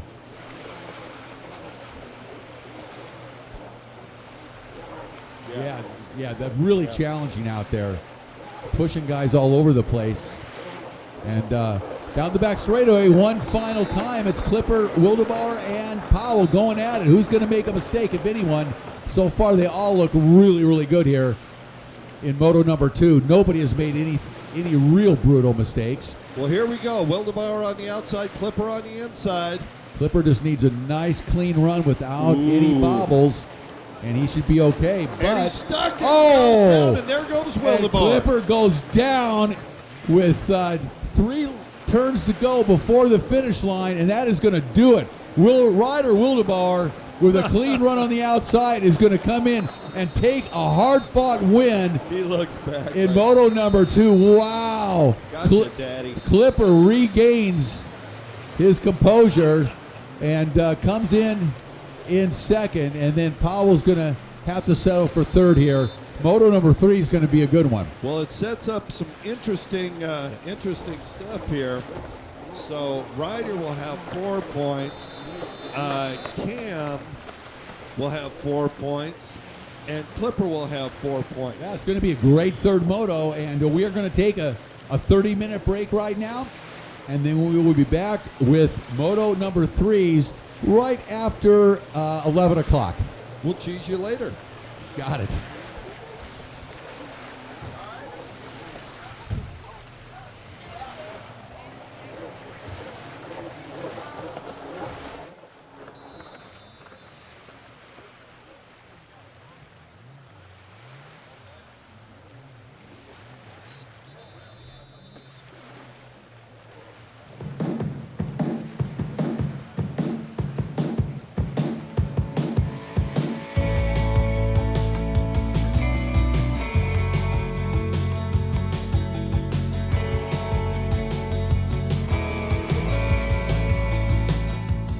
Located in southeastern Wisconsin, come discover the real Racine County.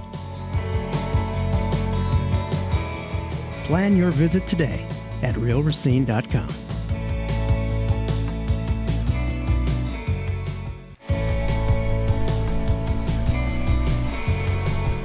I love my job. My job's the best job in Racine County, absolutely.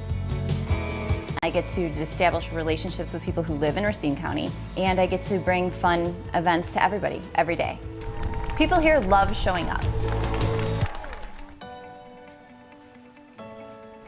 Tourism is a big deal. I don't think that a lot of people understand that even a county like Racine, which is not Chicago and it's not Milwaukee, but we have attractions.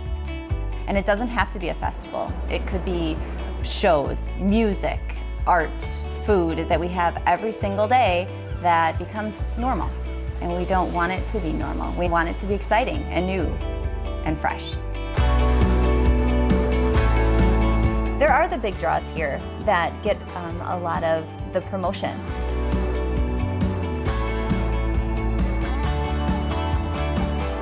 But it's the surprise of finding something new and something exciting and cool that you didn't even know existed here. And the next thing you know, you're in it and you're doing it.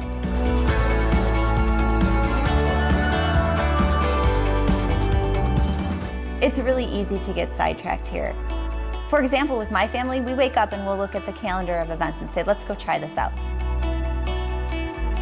The next thing you know, you're driving past a farm or somewhere out that says, welcome, stop in. And then you're there, and the entire day is done and gone, and you're still at that farm. You're still on a side street that you didn't ever plan to stop at. And we never even make it to where we started.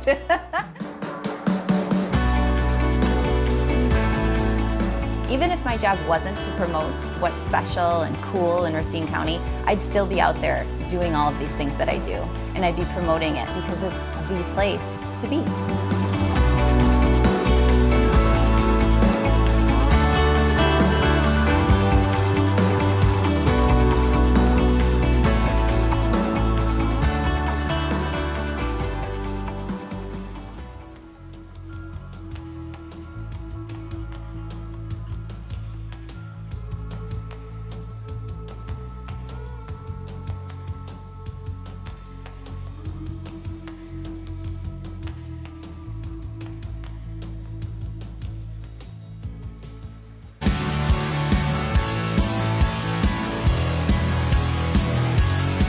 Man, we've been excited to come to Racine before we even got here. We've been in all really hot climates, so we were looking forward to cold water, a little bit colder weather, and we love it. It's a good town. We got some good dinner last night. It's been good. We have this great location here on the beautiful shores of Lake Michigan, and we have a great location between Milwaukee and Chicago. It's a beautiful community, the oldest and tallest lighthouse in Lake Michigan, and some Frank Lloyd Wright buildings in town on the Frank Lloyd Wright Trail. So there's lots to see and do here. You know, I really love coming to Racine. The weather is always beautiful. The water never disappoints. You know, I was kind of hoping to see it a little rougher out there, but you know, my little buddy's here with me racing. He's 10, and you know, it's good to have some nice smooth water for him.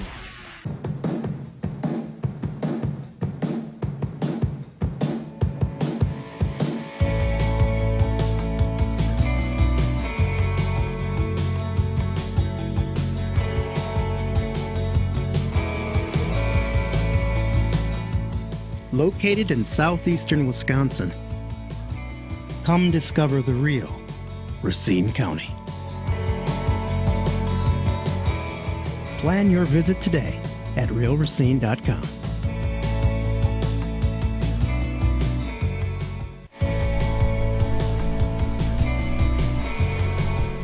I love my job. My job's the best job in Racine County, absolutely.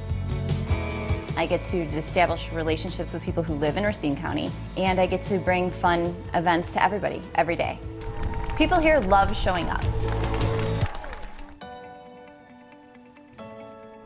Tourism is a big deal. I don't think that a lot of people understand that even a county like Racine, which is not Chicago and it's not Milwaukee, but we have attractions.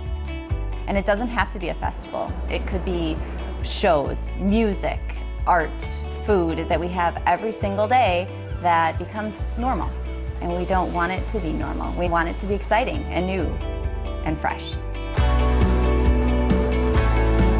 There are the big draws here that get a lot of the promotion.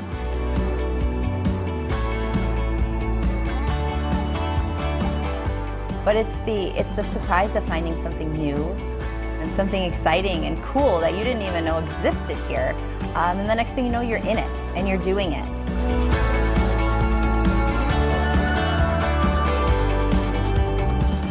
It's really easy to get sidetracked here. For example, with my family, we wake up and we'll look at the calendar of events and say, let's go try this out. The next thing you know, you're driving past a farm or somewhere out that says, welcome, stop in. And then you're there, and the entire day is done and gone, and you're still at that farm. You're still on a side street that you didn't ever plan to stop at. And we never even make it to where we started.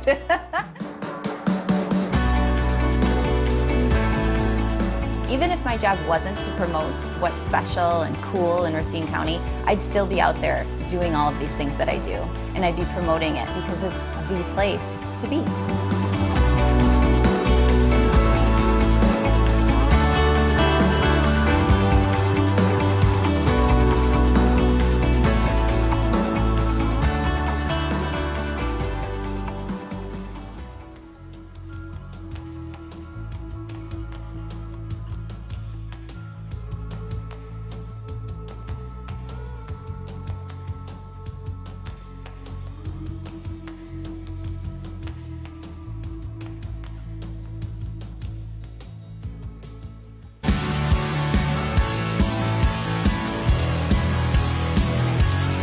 Man, we've been excited to come to Racine before we even got here. We've been in all really hot climates, so we were looking forward to cold water, a little bit colder weather, and we love it. It's a good town. We got some good dinner last night. It's been good. We have this great location here on the beautiful shores of Lake Michigan, and we have a great location between Milwaukee and Chicago. It's a beautiful community, the oldest and tallest lighthouse in Lake Michigan, and some Frank Lloyd Wright buildings in town on the Frank Lloyd Wright Trail. So there's lots to see and do here. You know, I really love coming to Racine. The weather is always beautiful. The water never disappoints. You know, I was kind of hoping to see it a little rougher out there, but you know, my little buddy's here with me racing. He's 10, and you know, it's good to have some nice smooth water for him.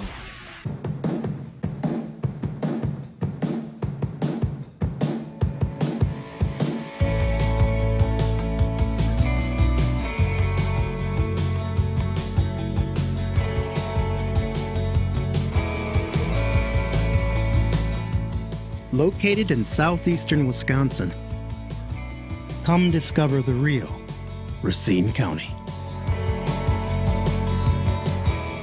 Plan your visit today at realracine.com.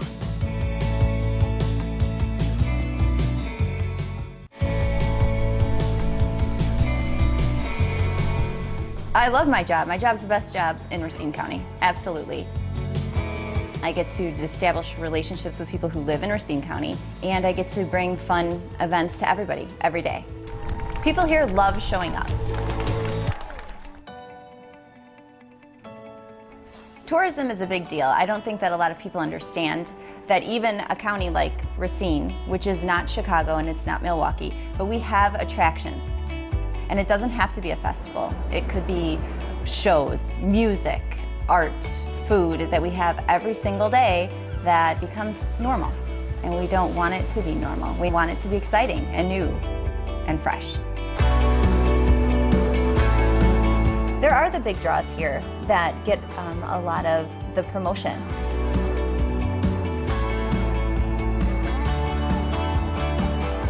But it's the surprise of finding something new and something exciting and cool that you didn't even know existed here. And the next thing you know, you're in it and you're doing it.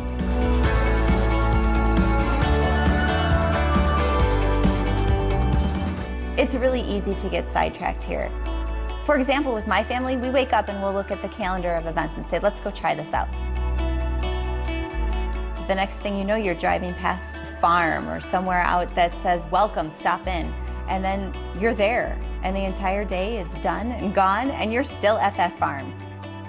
You're still on a side street that you didn't ever plan to stop at. And we never even make it to where we started.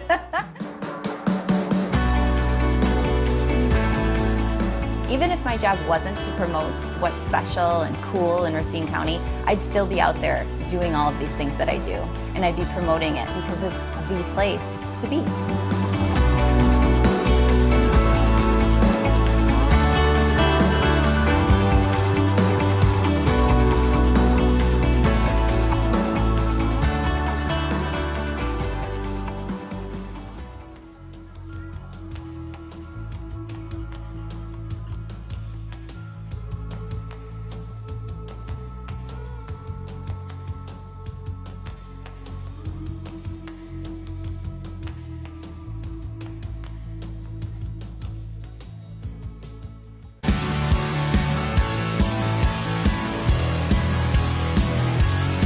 Man, we've been excited to come to Racine before we even got here. We've been in all really hot climates, so we were looking forward to cold water, a little bit colder weather, and we love it. It's a good town. We got some good dinner last night. It's been good.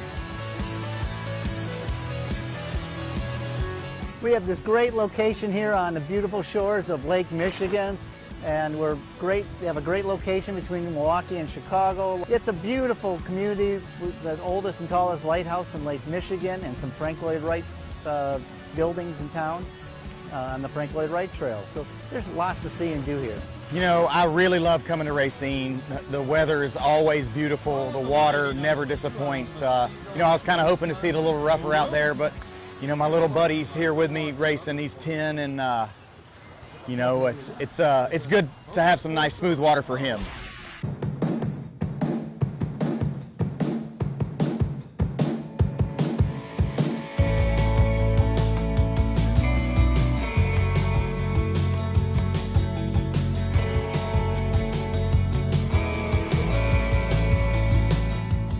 Located in southeastern Wisconsin, come discover the real Racine County. Plan your visit today at realracine.com.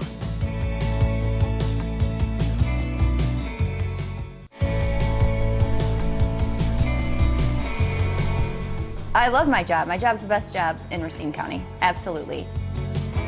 I get to establish relationships with people who live in Racine County, and I get to bring fun events to everybody, every day. People here love showing up.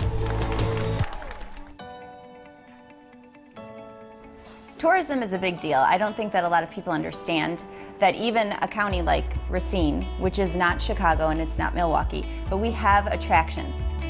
And it doesn't have to be a festival. It could be shows, music, art, food that we have every single day that becomes normal. And we don't want it to be normal. We want it to be exciting and new and fresh. There are the big draws here that get a lot of the promotion.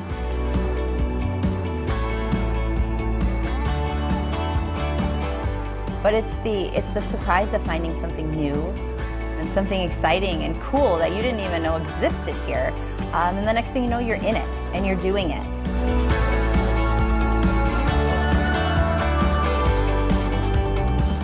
It's really easy to get sidetracked here. For example, with my family, we wake up and we'll look at the calendar of events and say, let's go try this out. The next thing you know, you're driving past a farm or somewhere out that says, welcome, stop in. And then you're there, and the entire day is done and gone, and you're still at that farm. You're still on a side street that you didn't ever plan to stop at. And we never even make it to where we started.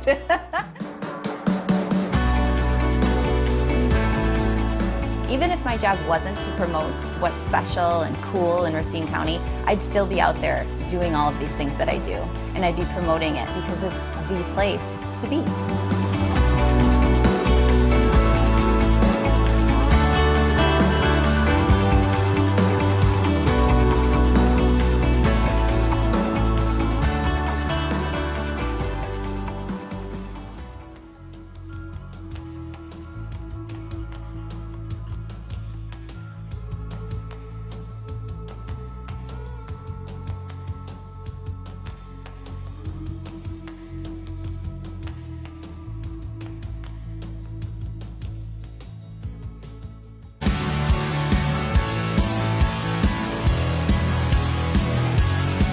Man, we've been excited to come to Racine before we even got here. We've been in all really hot climates, so we were looking forward to cold water, a little bit colder weather, and we love it. It's a good town. We got some good dinner last night. It's been good.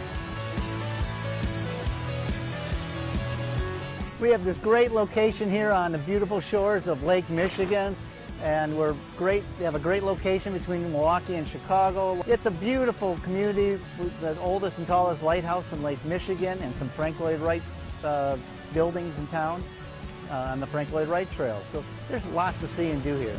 You know, I really love coming to Racine. The weather is always beautiful. The water never disappoints. You know, I was kind of hoping to see it a little rougher out there, but you know, my little buddy's here with me racing. He's 10, and you know, it's good to have some nice smooth water for him.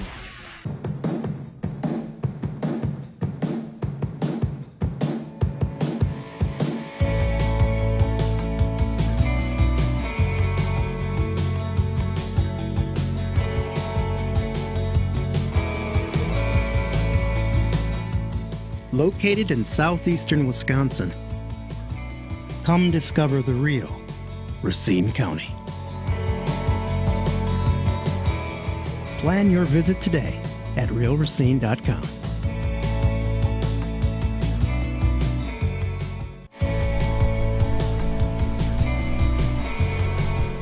I love my job. My job's the best job in Racine County, absolutely. I get to establish relationships with people who live in Racine County, and I get to bring fun events to everybody, every day. People here love showing up. Tourism is a big deal. I don't think that a lot of people understand that even a county like Racine, which is not Chicago and it's not Milwaukee, but we have attractions. And it doesn't have to be a festival. It could be shows, music, art, food that we have every single day that becomes normal. And we don't want it to be normal. We want it to be exciting and new and fresh. There are the big draws here that get a lot of the promotion.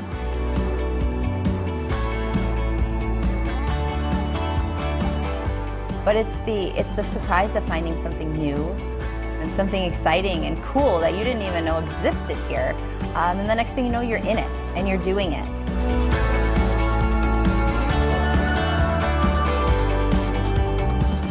It's really easy to get sidetracked here.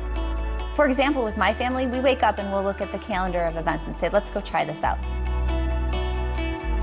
The next thing you know, you're driving past a farm or somewhere out that says, welcome, stop in. And then you're there, and the entire day is done and gone, and you're still at that farm.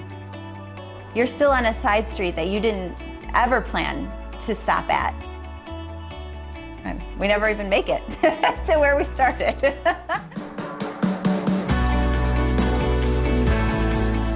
Even if my job wasn't to promote what's special and cool in Racine County, I'd still be out there doing all of these things that I do.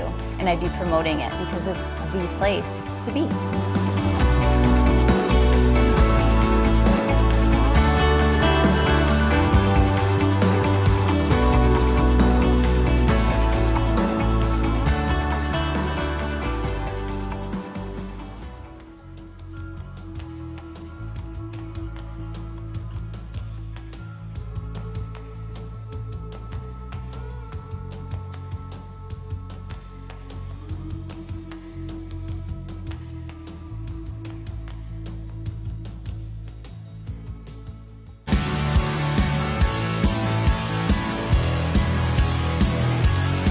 Man, we've been excited to come to Racine before we even got here. We've been in all really hot climates, so we were looking forward to cold water, a little bit colder weather, and we love it. It's a good town. We got some good dinner last night. It's been good. We have this great location here on the beautiful shores of Lake Michigan, and we have a great location between Milwaukee and Chicago. It's a beautiful community, the oldest and tallest lighthouse in Lake Michigan, and some Frank Lloyd Wright buildings in town on the Frank Lloyd Wright Trail. So there's lots to see and do here. You know, I really love coming to Racine. The weather is always beautiful. The water never disappoints. You know, I was kind of hoping to see it a little rougher out there, but you know, my little buddy's here with me racing. He's 10, and you know, it's good to have some nice smooth water for him.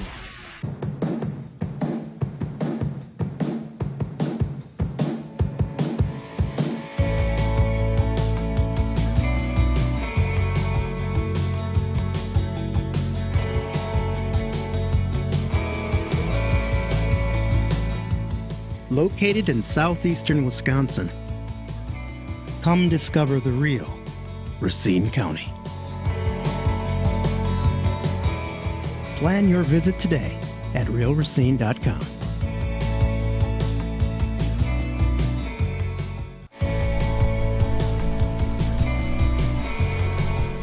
I love my job. My job's the best job in Racine County, absolutely. I get to establish relationships with people who live in Racine County, and I get to bring fun events to everybody, every day. People here love showing up. Tourism is a big deal. I don't think that a lot of people understand that even a county like Racine, which is not Chicago and it's not Milwaukee, but we have attractions. And it doesn't have to be a festival. It could be shows, music, art, food that we have every single day that becomes normal. And we don't want it to be normal. We want it to be exciting and new and fresh. There are the big draws here that get a lot of the promotion.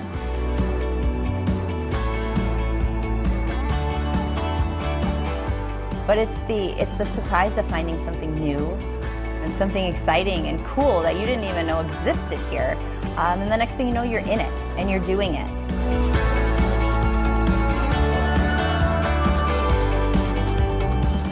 It's really easy to get sidetracked here. For example, with my family, we wake up and we'll look at the calendar of events and say, let's go try this out. The next thing you know, you're driving past a farm or somewhere out that says, welcome, stop in. And then you're there and the entire day is done and gone and you're still at that farm.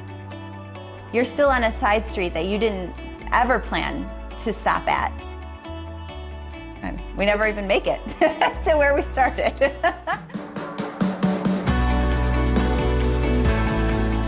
Even if my job wasn't to promote what's special and cool in Racine County, I'd still be out there doing all of these things that I do. And I'd be promoting it because it's the place to be.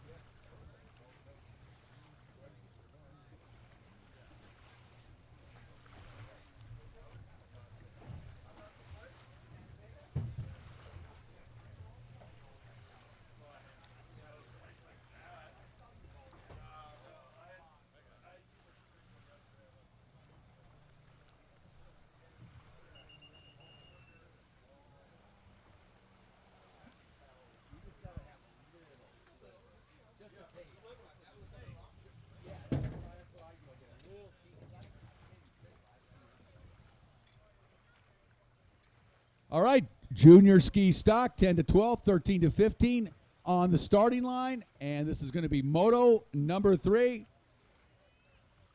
And, boy, Jack's rope, pair of wins in junior ski stock class. Well, that came relatively easy for Jack's. Junior ski stock 13 to 15. Tegan Hill with a pair of wins. Boy, the young man's absolutely unstoppable. Sadie Mears got a pair of seconds. And Keegan O'Connell's got a pair of thirds. So I think we know what to look forward to here in MOTO number 3. If I'm in the Mir camp or the O'Connell camp, I'm looking for a super drive off the line. Yeah.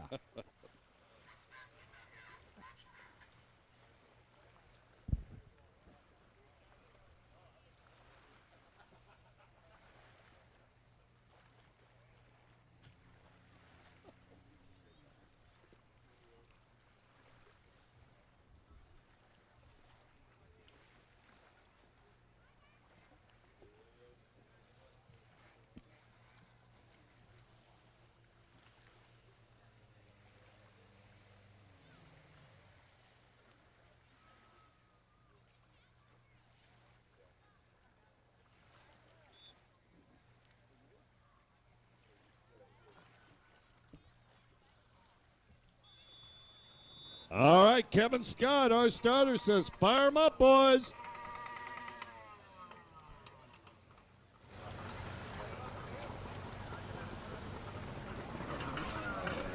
Who's it going to be? Here we go. Well, hold them on the line a little bit. Here we go. And boy, I tell you what, out front on the inside. Sadie Meir on that SXR 1500 most likely should get a very, very good start. Tegan Hill on the inside, but Mir really got a drive. And you're right, Rick. She's got that open outside. Let's see. Well, that's a 60-plus mile per hour ski right there, stock. So chances are you should get a pretty good jump against some of the other boats in this class. And she's making the most of it, man. That's she does a marvelous job of riding that big Kawasaki, too, I got to add. Yeah, well, if she can hit the inside of that buoy coming back towards the start, but she's going a little wide. It's taking a little too much distance for her. Keegan is such a good rider now. He is just really dialed in on that Superjet. Really carved some nice turns, and he's been racing with us for a few years now. He's pretty darn good, but I got to say, Mir is very, very impressive. I was thrilled to see her out there yesterday, and Believe told her, well, we got to see you down in Naples at World Championship. Yeah, absolutely. We got something to show those people down there. Really?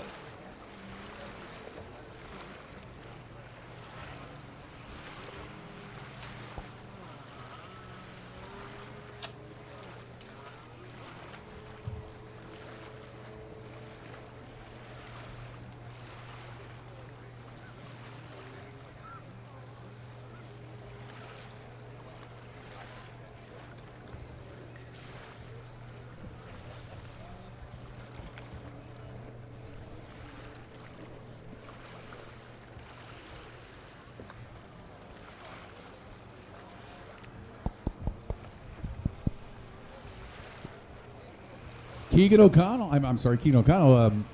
Tegan Hill, boy, race after race, this young man continues to just get better and better, and he's kind of unstoppable now in the junior class. He's kind of the star of the junior class, although I will say Sadie Meir, not far off the pace. Yeah, well, I'll tell you what, Sadie, a couple of more races, riding that big 1500, boy, she's working hard to make that thing turn. And Tegan Hill, he's like one with that little SXR 800.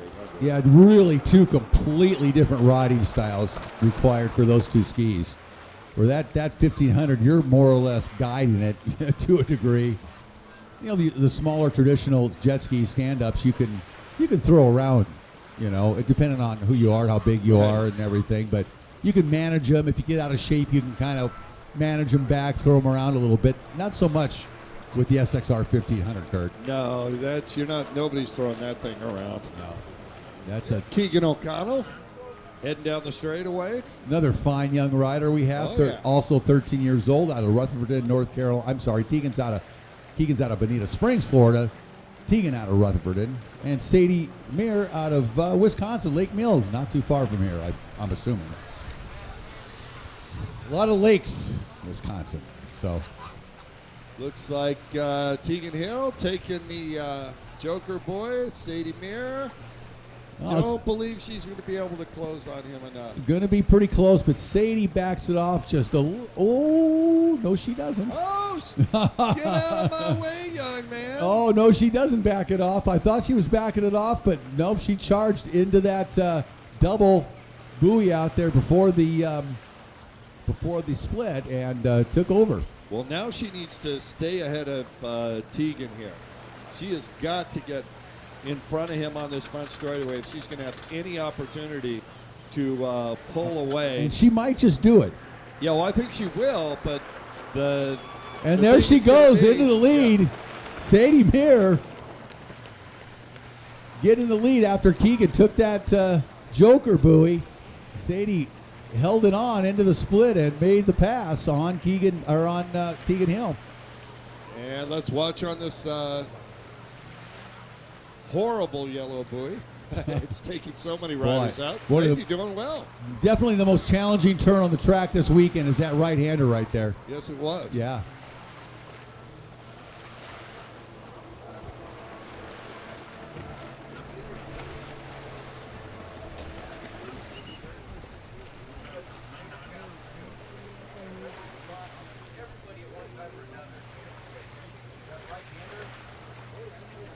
Now Sadie Meir is starting to leave Tegan Hill just a little bit. And if she can get some distance between them. Well, there she goes. And now they're going to end up right where they were before the exchange. You haven't heard me say this for many rounds yet, but she should have waited another. First time I've ever heard you say it. 2 more laps, I think. Yep. She would have had enough distance because I agree. Not a chance she's getting by Tegan now. Nope, I agree with you. You definitely should have waited at least another lap to see if she could have got a little bit more of a gap, utilized, the clean water out in front. Exactly. And might have worked out, but that's okay. Well, race isn't over. Anything can happen, but it's not over. As far as strategy goes, yeah, I think that would have been a better strategy for her. I think so too. Having said that, very new to the sport, she's doing an incredible job. Oh, yeah. Blue and yellow flag comes out. That part of the strategy in racing, that's something that you're thinking of out there. You're probably not thinking through all the different scenarios, at a junior level. Or at any level, for that matter. Sometimes we wonder. You watch the more experienced riders go out there, and they know the math before they even hit the ground, for sure. For those riders that are serious about it. We've even seen some of them make mistakes. Yeah. And even forget to take the Joker. Right. Well, it's also kind of like looking at the schedule and knowing when your race is. You would think you do is miss a couple. You would think that's easy, right? Right. Exactly. Thank you. All right. Now Tegan Hill all by himself out in front, pulling away as he heads out on the back part of the racetrack, making that left-hand turn down that long back straightaway, just pinned on that Yamaha Superjet. Yeah, Sadie needs him to take the Joker buoy a couple more times. Another beautiful day in Racine, Wisconsin. Loving it. Perfect day, just gorgeous. Yeah, it's absolutely spectacular this morning. Couldn't be nicer. Unless we had a representative from Racine, Wisconsin up here with us, Carrie. Thank you so much.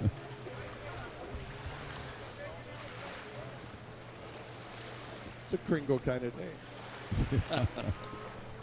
Or a cheesy kind of day. Yeah. That's what I think. We were introduced to some really good Wisconsin cheese here. Scott Hite just brought it up. White flag comes out. 1 lap to go for Tegan Hill. Merckx, never. White flag out. 1 lap to go.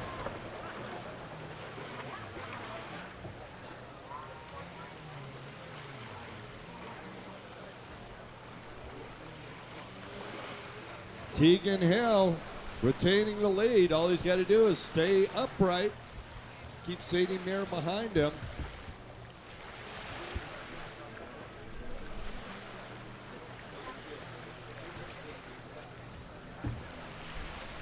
I mean, look at this. We definitely just demolished it. We punish it. On the final lap, Tegan Hill going to make it a clean sweep for the weekend. We have 3 1s here in just a moment as he heads down the back straightaway for the final time in junior ski stock. Tegan, 13 years old, riding for Power Sports Supply, B&N Power Sports, and the PWC Doctor out of Rutherford, North Carolina. And this young man is a future star, I would say, in the sport of pro watercross. Yeah, no question about it. He's having a great time out here today. It's, frankly, he almost didn't need to run this moto to win the overall. And he's competed now in amateur classes as well against adults and has fared quite well and accounted well for himself. There's no doubt about it. And we'll continue.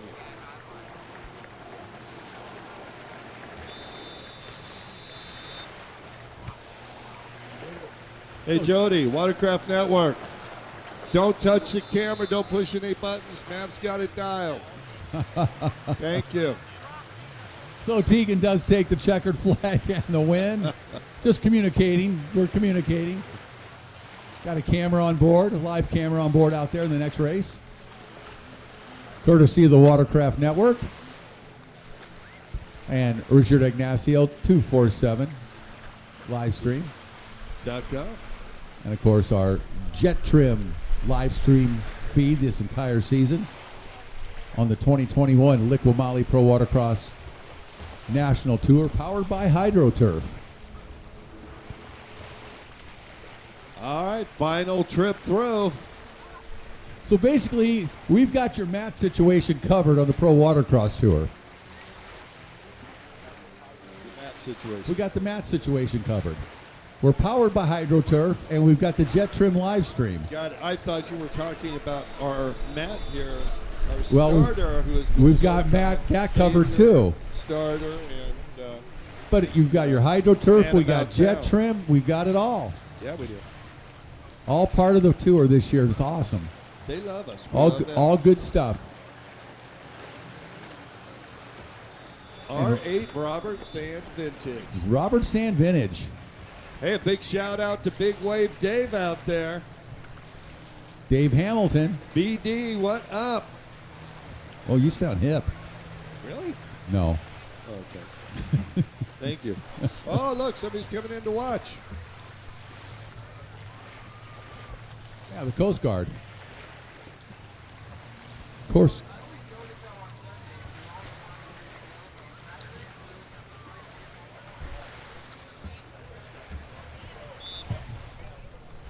It's a sheriff out there, not the Coast Guard.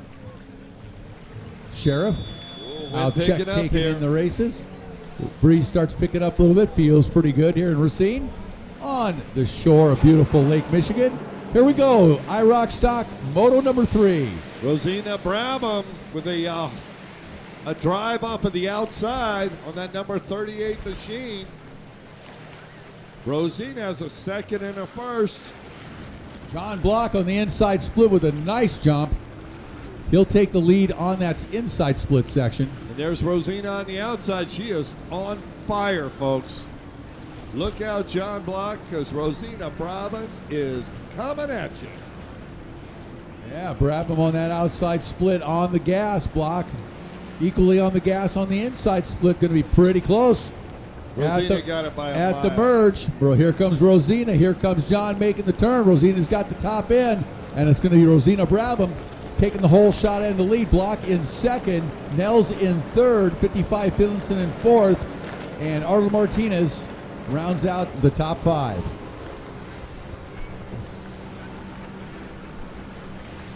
That is Shelby Warman, I believe. Yeah, Shelby Warman rounding out the field.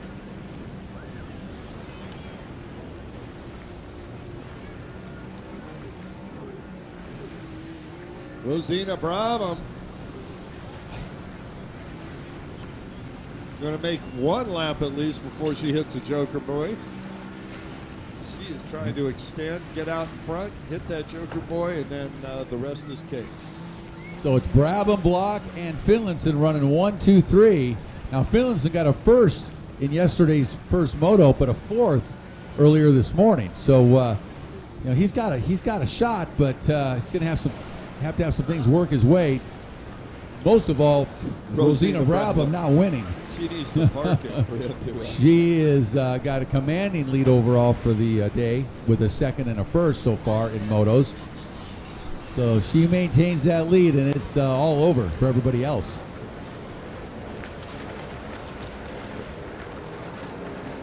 She comes by in first on 88, Block 22 in second, 55 Finlayson in third.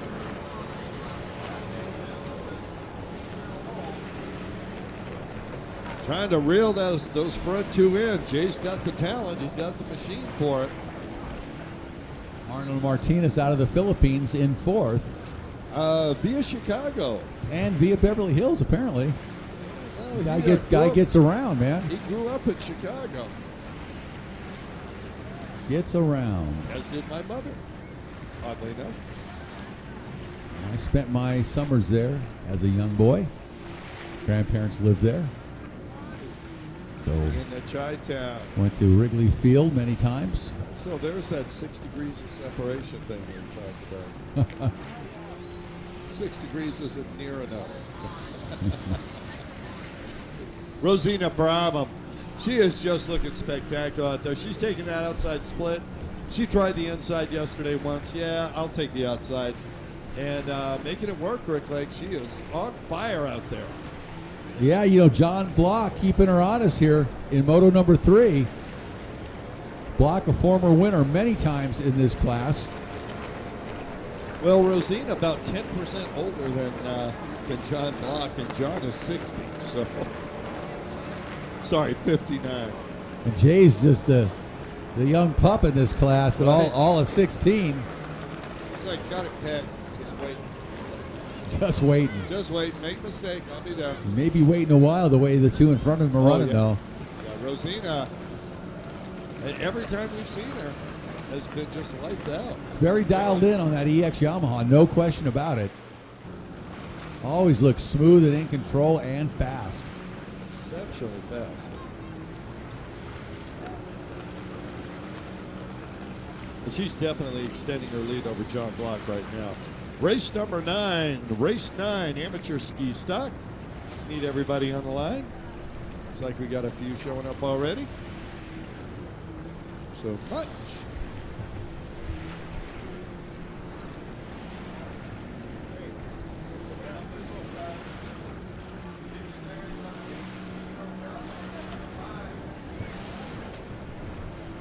Autographs.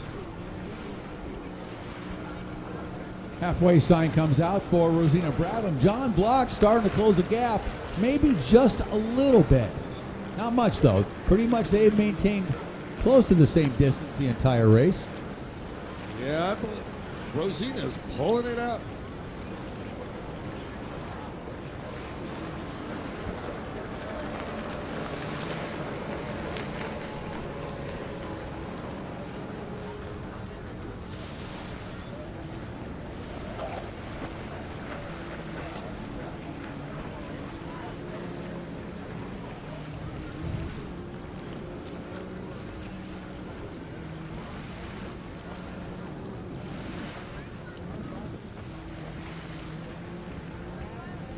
Jay Finlayson now starting to close the gap on John Block. Trying to get around Block for that second position here in Moto number 3.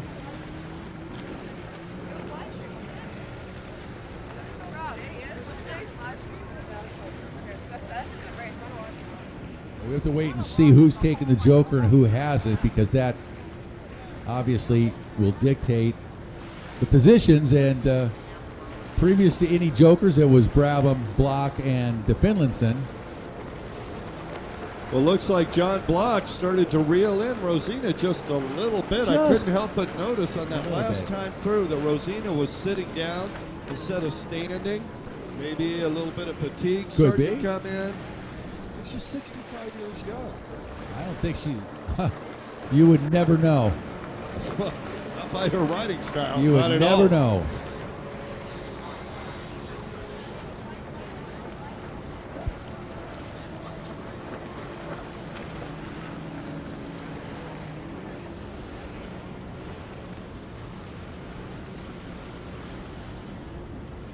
Wow, as this race starts to wind down just a little bit, I think we need to get Carrie from Real Racine up here on the Tower of Power, Rick Lake. Sounds good to me. Need a little help.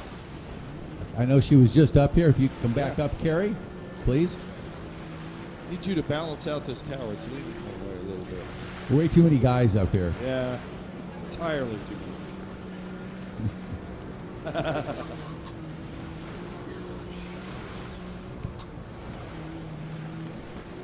Rosina Brabham getting ready to lap Shelby Warman. Comes Brabham one more time down the front straightaway. Yeah, no shame in that. John Block, or 22 John Block, right behind the 88 of Brabham. There's a 22 of Arnold Martinez. And then another 22.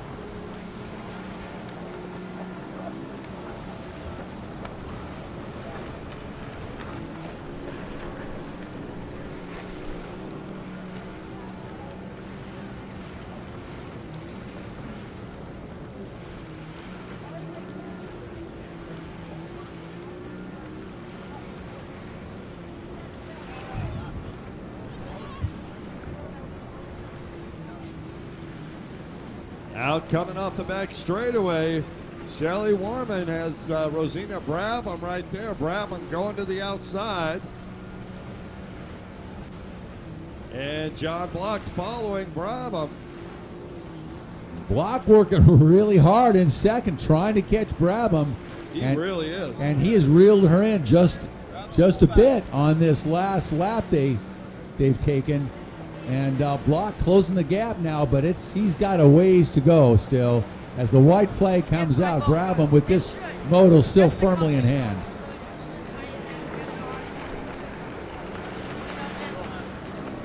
Warman looks over, lets Block go by. Didn't want to get in his way. There is Arnold Martinez in that third position, and Jay Finlinson in the fourth spot. And Eric Nels comes by on the 121 Sea-Doo Spark. The lone Sea-Doo. Amazing. Well, really not so amazing. No, not this one. Definitely EX has proven to be a little bit of an advantage, generally speaking, in the stock class. Ultimately superior. A little bigger hull, and makes a difference.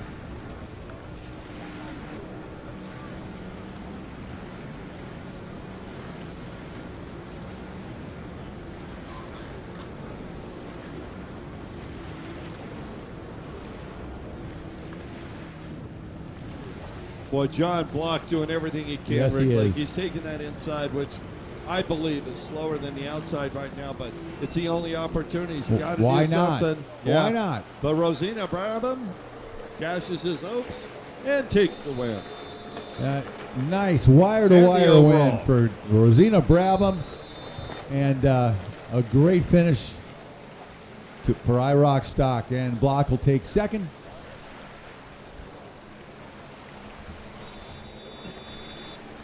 Maybe Arnold. No, that's No, Warman. that's Shelby She's Warman. down. And Black down. Nels. Arnold Martinez. And what happened to young Finlinson? Right there. I guess there he is right there. Did not have a good final lap. Is Bessie slowing down? Did not have a good final lap. What? All right, we're going to head on over to Race 9, Amateur Ski Stock and Vintage Ski Combined, Moto number 3. In our Vintage Ski, on the number 10 Kawasaki, because they're all Kawasaki's, out of Island Lake, Illinois, is Tim Baum. In number 28, out of Round Lake, Illinois, is Anthony Salucci. And on the number 77, out of Lake Villa, Illinois, Tim English. Nice. Lake me later. You got it. In amateur ski stock, number 18, out of Rutherford, North Carolina, back on the water, Tegan Hill. On the number 82, out of Cicero, Illinois, Joe Clark. 85, out of Chattanooga, Tennessee, Dustin Higdon. On the 1.1, out of Mansfield, Ohio, Ryan Short Stroke Stevens. And number 995, out of Ottawa, Tennessee, Kevin Rowe. There's our lineup: amateur ski stock, vintage ski combined, race number 9. We're going to crown a couple of champions in this race. Let's make it happen.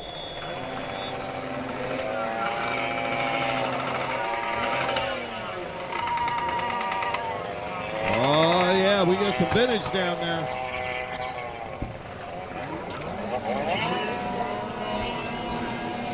That sound, Ridley. That sound. Unmistakable 550 Kawasaki twin sound.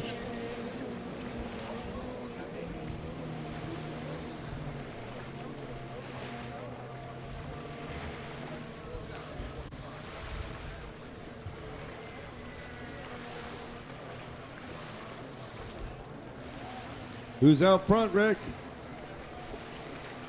Unsurprisingly, looks like Tegan Hill on the inside split.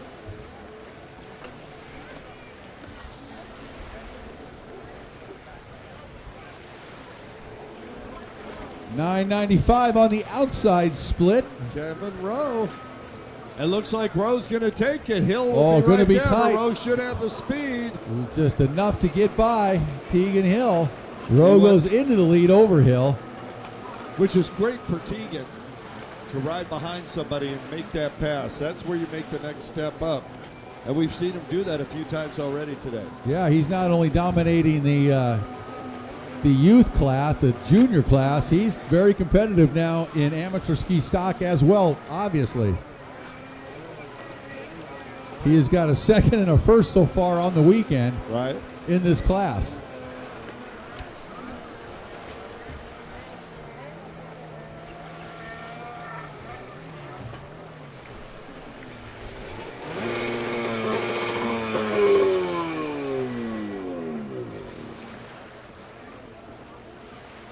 All right, up next, race number 10, Sport GP, Sport Open.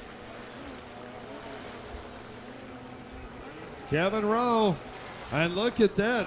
Rowe had the whole shot. Tegan Hill taking off to the Joker boy. Tegan getting it done early. Rick Lake. He's not messing around here at Moto number 3. It'll be a good race, I think, between him and Kevin Rowe. Yeah, I think so. And Higdon potentially as well. Well, so Rowe's live on the outside here. He is definitely way out in front. Higdon in second. And Hill battling now, trying to get by Short Stroke Stevens.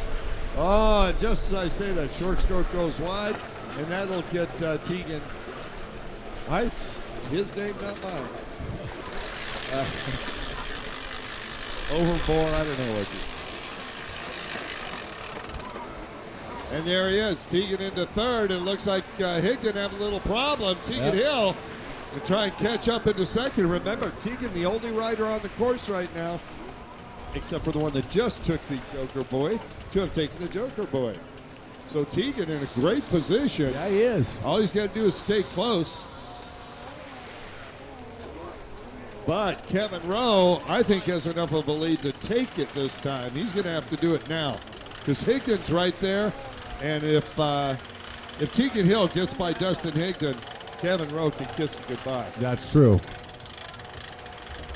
And if we could have Carrie from Real Racine come and see us on the Tower of Power.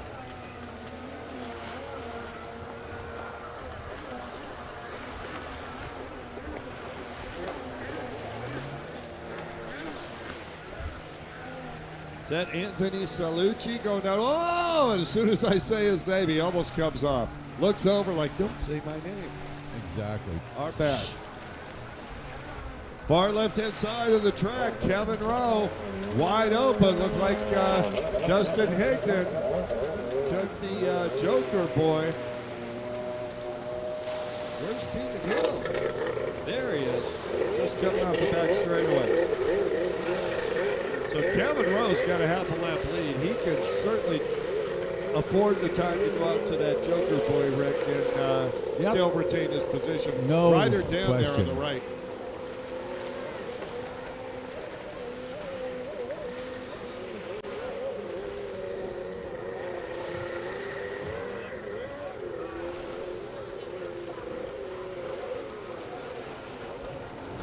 Hey, you got a radio down there, Matt?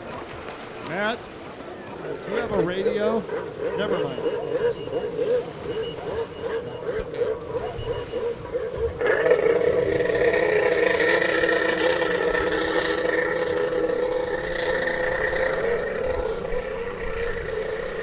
We got the Ducks headed into the front straightaway. I don't mean the Anaheim Ducks, the Mighty Ducks.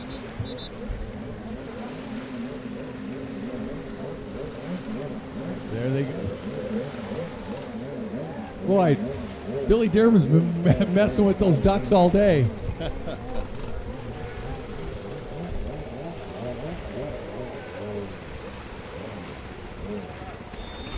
Well, let's see how that 550 fares with the duck population.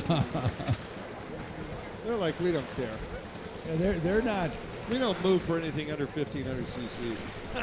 They're nonplussed by the skis out there whatsoever. They're like, this is our turf.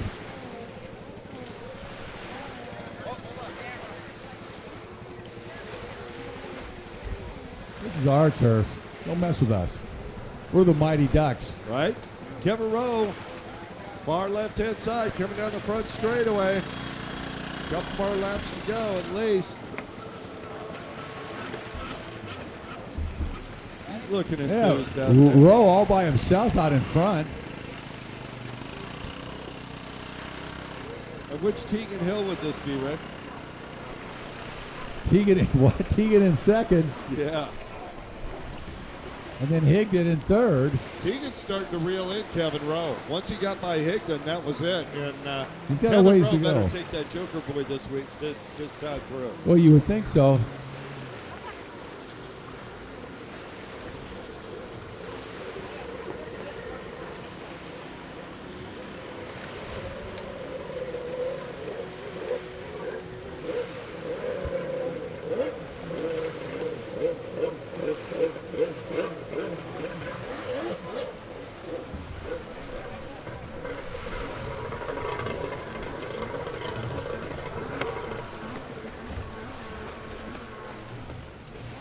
Carrie? I only know you as Carrie, and I remember that because my sister's name is Carrie. What is your last name? No, that's not it. That's too unhappy. Okay, right? Well, I got to tell you, we here at Pro Watercross so appreciate you, and I know we tell you that all the time, but we want to show you. So there may be a, where's that $100 bill that was there, Rick? Well, I don't know. All right, well, well, that one is for you. And this is the one for the person you would have to support. For your partner in crime. All right? Sound good? Thank you so much. On behalf of Pro Watercross, we just love coming here. Your hospitality and awesome smile is always welcome. And what a great weekend. You know, we love being here. Right? It's our favorite Say that again. Too. It's my favorite weekend of the summer. What do you like about Pro Watercross? Well, the riders. I like that everyone's a family. I like that I know everybody, and they come back and they get hugs, and they're excited to race here, and it's the best weekend. It really, truly is. Now you see why we love Kerry. We love coming to Racine Exactly. right there. That says it all, right? And why wouldn't we come back with that kind of love, right? Absolutely. Looking forward to it next year already. All right. All right. Thank you so much. Yeah. Thank you. And the rest of the world out there, she's saying. Come visit Racine any time of the year. Good cheese. Great place to be. Hey, and if you've never had a Kringle, Whatever. Good Get cheese, over here good Kringles, and have one. and, Carrie, and thanks so great much. people. Thank you. Woo! Well, final lap here. Race number 9. It looks like it. And where is Kevin Rowe? Kevin Rowe is out front. Tegan Hill That's trying desperately to move Ryan up there. Stevens coming by. He's going on his final lap.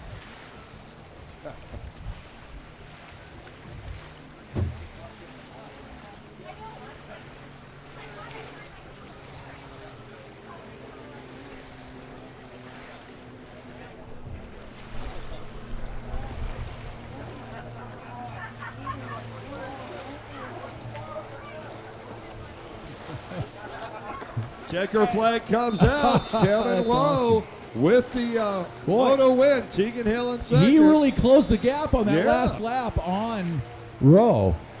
Good job. All riders here in this class. Great race. If I'm not mistaken, I believe Anthony Salucci is going to take the win there in vintage ski unofficially. So it's a tie on points between Kevin Rowe and Tegan Hill, and Kevin will get the win because he finished first in the third moto. Indeed. So you don't get much closer than tied on points. No, that was a great race this weekend. They were very evenly matched. But I got to tell you, that Tegan Hill at 13 years old, he's going to be unstoppable pretty soon out there. Oh, yeah. All right, up next, Sport GP Sport Open, and here's a great race we've been looking forward to. Tied on points coming into this is Sammy Niemi and Devin Farthing, both with a second and a first respectively. So this is really going to be the deciding moto by far, completely tied. We'll see what happens. Of course, Billy Dearman in the GP, but the Sport Open class is going to be fun here, Kurt. And it couldn't be more perfect, Greg. The No. last moto in this class of the day, everybody's tied up. Two spectacular riders in Sammy Niemi and Devin Farthing. Yeah, two of the fastest in the world, as a matter Right. of fact, right here, going to battle for the overall this weekend in Racine.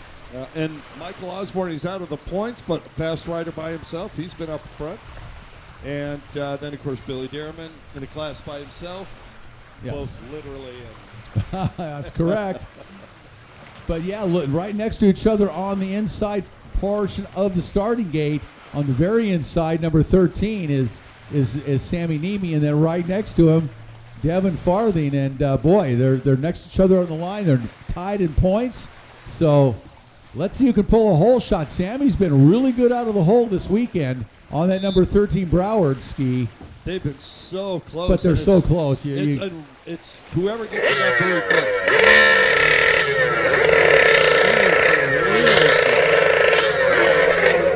All right, here we go. This is going to be a good one, ladies and gentlemen. Sammy got a great jump. Sammy on the inside got a little bit of an edge, but I can't tell right from here. They look very, very even going into that first turn. Sammy's got a little bit of an edge over Devin. Devin on the outside of Sammy, keeping the power on. Yeah, Sammy's got a tiniest bit of top end on He Devin. seems to this weekend for sure.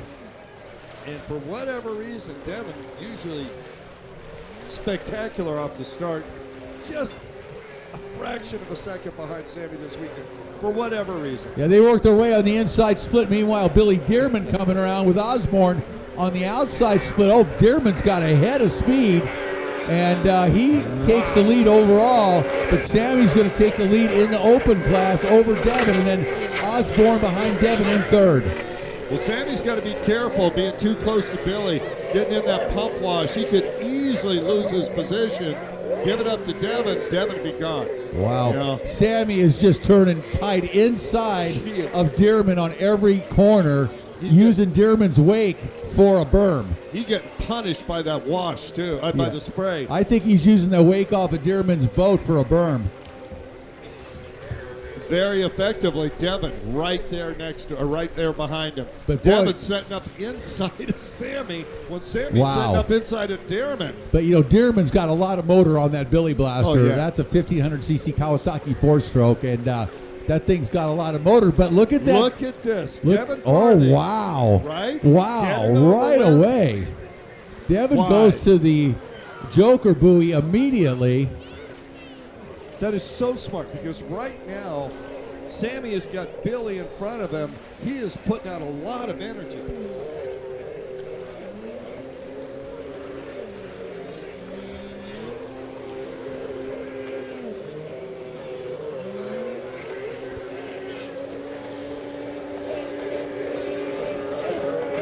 Billy Dearman down the front straightaway on that Billy Blaster in front of Sammy Nemi. Of course, they are, remember, in two different classes, so they are not competing with each other, although you would be hard-pressed to tell they're not. Rick Lake, Devin Farthing is screaming out there. He is really laying down some fast laps. He took the Joker Boy, and he's already starting to catch up to Billy and Sammy, and I'm wondering if Billy isn't holding Sammy up, if Sammy couldn't possibly be pulling away once he got by. You know, that's a good point. That's a really good point, Kurt. I think he may be.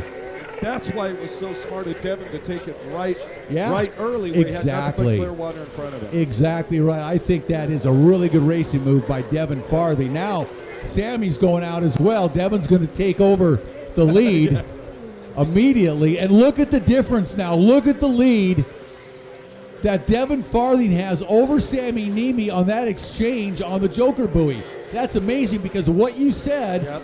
The way Devin rode after the Joker buoy on the split was amazing. And look at the gap now. He's pulled over Sammy Nemi, who was in front of him before that exchange. Right, and at this point, Sammy's got to hope that Billy Dearman does not take that Joker Boy the next trip around. He needs Billy to slow down Devin so he can catch up. Yeah, he does. Devin is on fire now. What a great move by Farthing to put that 116 Farthing Racing Jet Pilot JetTrim Blaster in front. And I'll tell you what, I am just telepathically telling Billy Dearman, one more lap. I want to see a side-by-side battle between Sammy Nemi and Devin Farthing to the end. You know, Sammy must be just going, what happened there? You know, I was in the lead. Well, I think he knows that Devin had a better strategy. I guess so, and you know, and we think Sammy's got a little bit of motor in this weekend, little top end on Devin, but man, Devin, as usual, just riding that blaster like no one on earth. Sammy right there as well, like I said earlier, two of the top sport riders in the world out here right now going at it, and I think Sammy's closing the gap again on Devin. Just a little bit. Just a little bit. Here's where Devin can make it happen. If he can get by Billy, I got to call it. Yep. Look at, they're both on that split together. They look almost even. You know, I mean, look at both of them. Watch both at the same time. Look at the style both these riders have. Just absolutely brilliant blaster riders. And laying these blasters over at wide open throttle, carving corners. That definitely helps Sammy. Sammy a little bit closer now to Devin Farthing. This is going to be a battle right to the checkered flag for the overall this weekend. Sammy's got to give it everything he's got right now. Now's the time to, you know, throw caution to the wind. If he's going to have any opportunity to get by Devin, he's got to make it in the tight stuff now. Get close enough that he can use that superior top speed down that back straightaway. So you think Billy on that slightly bigger Billy Blaster is holding up Devin now? He is a mobile roadblock.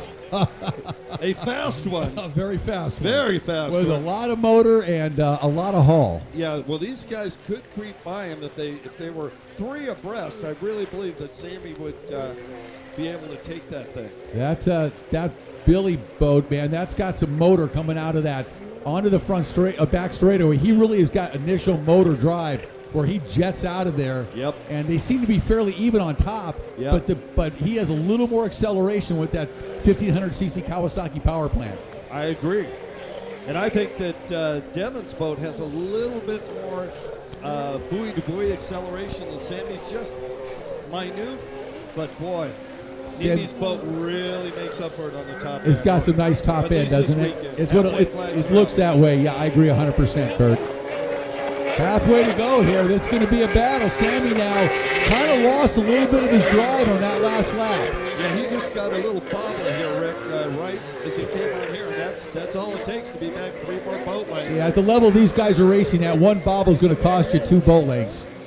Easy. because they are riding these sport boats absolutely pinned. Other than that very, very tight section to the right of us here in Racine, the rest of the time they are pretty much pinned. Wow, Devin Farthing all over the back of Billy Dearman. Yeah, if Devin can get by Billy, I think he's going to be very difficult for Sammy to deal with. Well, that may happen right now because Dearman still needs to take that Joker boy. Yes, he does. Nope, he's going to go down the straight. That's right. He hasn't taken it yet, has he? Nope. Oh, that's going to be the... They're both going to get by when he takes that Joker buoy. There's no question about that. And, of course, we've seen Billy go very, very fast until he gets ejected from that developmental boat he's on. But this weekend, he has ridden brilliantly, really good. He has had a phenomenal ride, and I'm thinking conditions definitely work for the Billy Blaster here. Devin Farthing is on fire, and he's making the pass. Look at Devin on the Right inside. now. He's going to get him right here. Oh, yeah, he is. He's going to get him. Devin Farthing making the move, getting by Billy by taking that inside split. Great racing by Devin Farthing here in Racine, and he takes over the overall lead, and now Sammy's got his work cut out for him. Sammy Nini's got to get by the Billy Blaster immediately, or this race is over. Yeah, Devin's got an opportunity now with clean water and nothing in front of him to start opening up a gap over his racing rival, Sammy Nimi. And he is tearing this. He's boiling the water out there. Look at the speed of Devin Farthing right now. So we said, do you think Billy's holding Devin up? Yes. Yeah. Question answered. Yeah. Look at that. Look at the gap now. Farthing is pulled over Dearman. Immediately, look at him going down that back straightaway. Yep. He's already got about, 20 boat lengths on Dearman's going out to the Joker. So that's going to take Dearman out of this battle. Now we're going to see, because now it's going to be mano a mano. Sammy Nimi trying to catch his rival, Devin Farthing, for the overall here in Sport Open.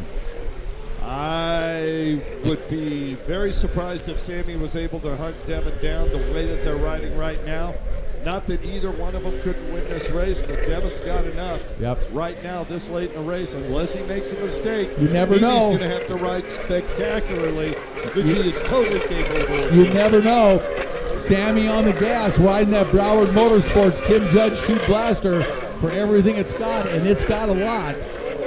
A lot of top end. We know that. That top end might help Sammy. Devin Farthing is getting perfect. this corner down. Perfect. He's making that for a little better than Sammy on that exchange. There's another half a boat length. But we know Sammy's got a little bit of top end, and this is a very fast racetrack here on Lake Michigan. Well, we'll see. When they get on the back straightaway now, they'll both be on the back straightaway, albeit at different ends. Yeah. Not quite close enough to see a super close comparison. Right. But unfortunately, because that would be fun. But because wow.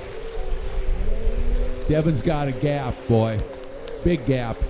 And you're right, on this inside section, he carved that difficult right-hander absolutely brilliantly on that last lap. And that gave him another boat length or two over Sammy. Yeah, to be honest, he's been riding that really well all weekend. Yep. First couple of times, he had a couple issues yesterday, but he has got that down. I'm thinking somebody talked to him about hitting the backside of the buoy, because he's doing it every time, and it's gaining a half to a full boat length on whoever he's around.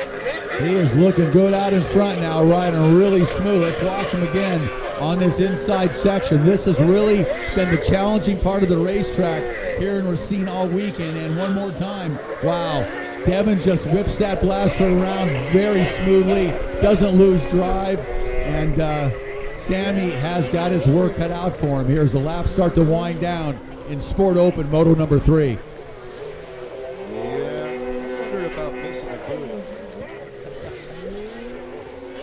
So far, everybody's ridden a very, very clean race. Haven't seen any issues whatsoever from anybody on the racetrack. Sammy is definitely a lot closer this lap than he was last one. Now let's see. It's just they're too far apart to really gauge the top end. But, boy, Sammy looks like he's closing it ever so slightly the last lap and a half. He is on the gas. He knows he's got to do it now. If it's going to get done, Sammy Nimi has to make it happen now in the next 2 laps. Lap and a half. I think that white flag is going to come out. I see our starter, Kevin Scott, with the white flag out. Devin Farthing comes by down the front straightaway, full throttle pin, taking the white flag. 1 lap to go to take the overall. Yeah, Devin's got a heck of a lead going. Sammy is going to have to hope that Devin makes some sort of mistake, and as he continues to ride exceptionally well, because Devin Farthing has got the distance he needs to get the win in this race, and he is not backing off 1 iota. Nope.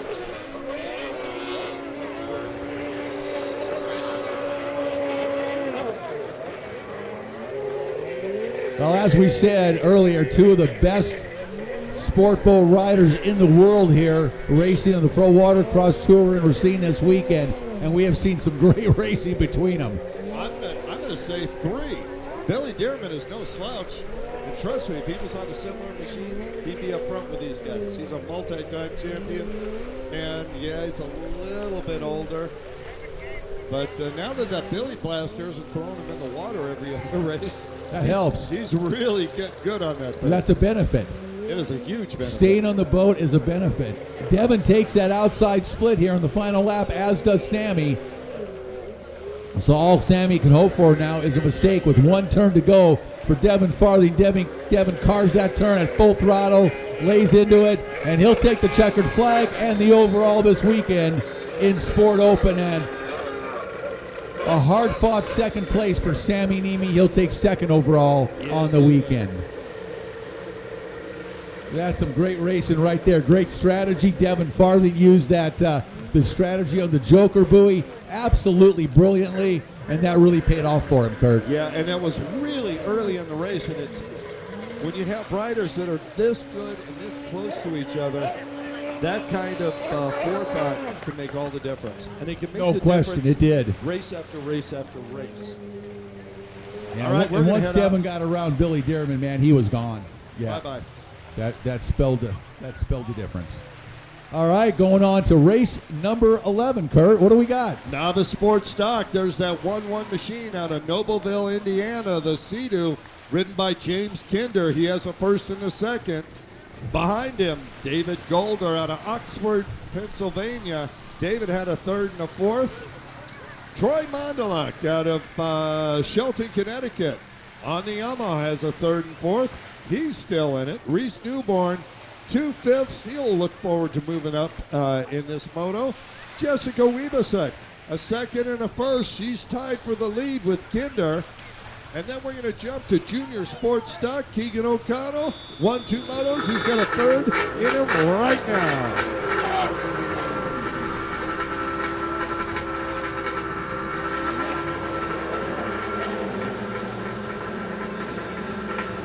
Well, that was a problem for Kinder.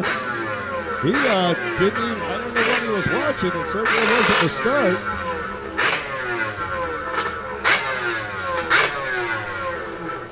That's too bad.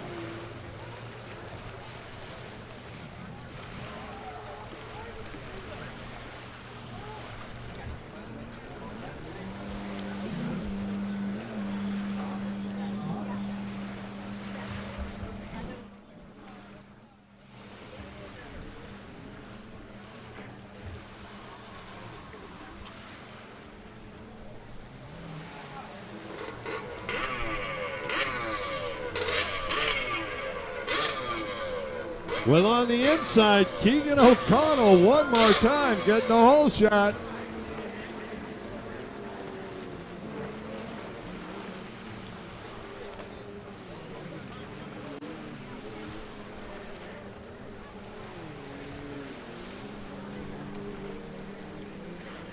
Keegan looks like that might be David Golder behind him.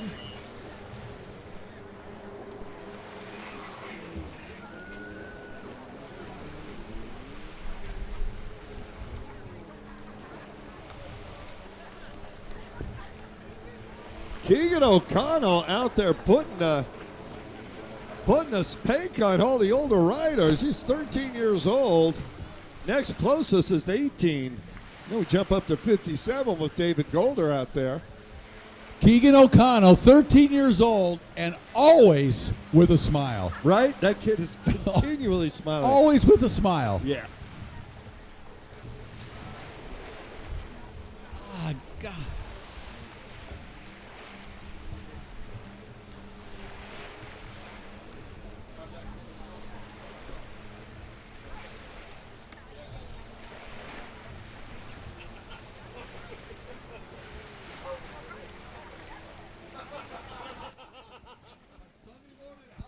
Oh, look at the battle going on here. Keegan O'Connell on the inside, and he's got some company come up behind him. C2HX on the outside, trying to catch a number as they come through here. That outside rider on the HX going to put the hurting on O'Connell as he goes by.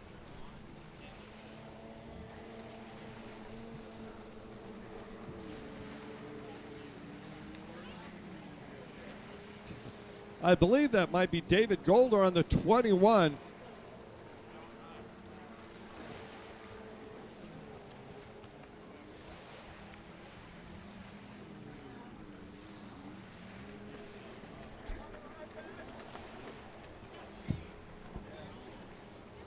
Hey, everybody needs to get out of the water over there. I'm sorry, you cannot be there. If you want to be in the water on the left side of those white buoys, this is the official swimming area.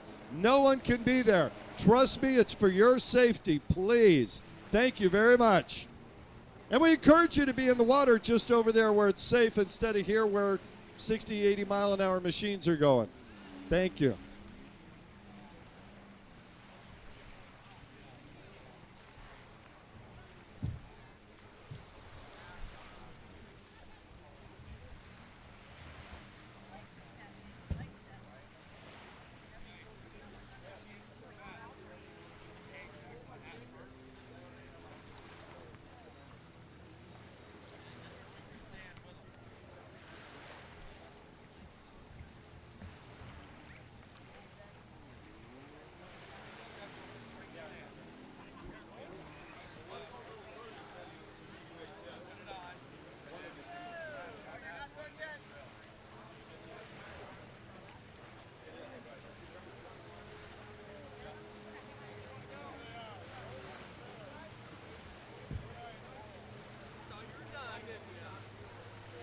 All right, that's Jessica Weebasek in the lead. Jessica was tied 3 points with James Kinder. Kinder didn't even leave the line, and Jessica Weebasek way out in front. Keegan O'Connell in the second position. Troy Mandaluk, I believe, on that number 42 in third.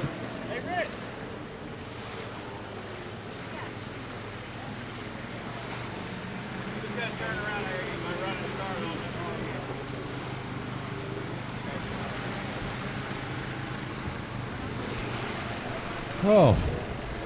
Right?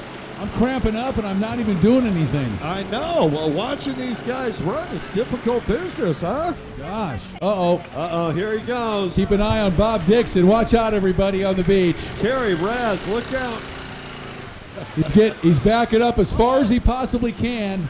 All right, into gear. Rich is getting ready to wave people Watch out. off. Watch out on the beach. Pin it.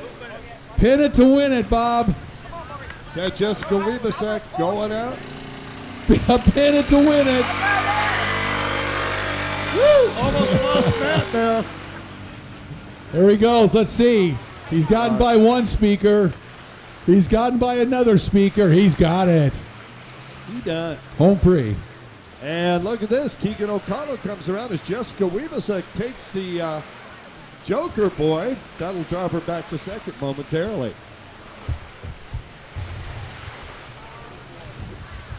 Boy.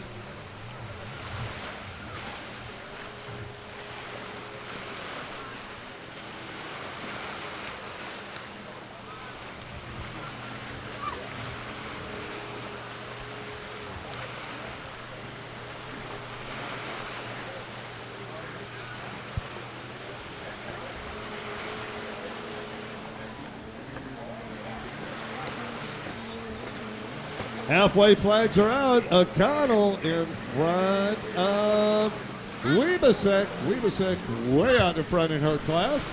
And, of course, Keegan O'Connell leading his. He's already won the overall just by showing up.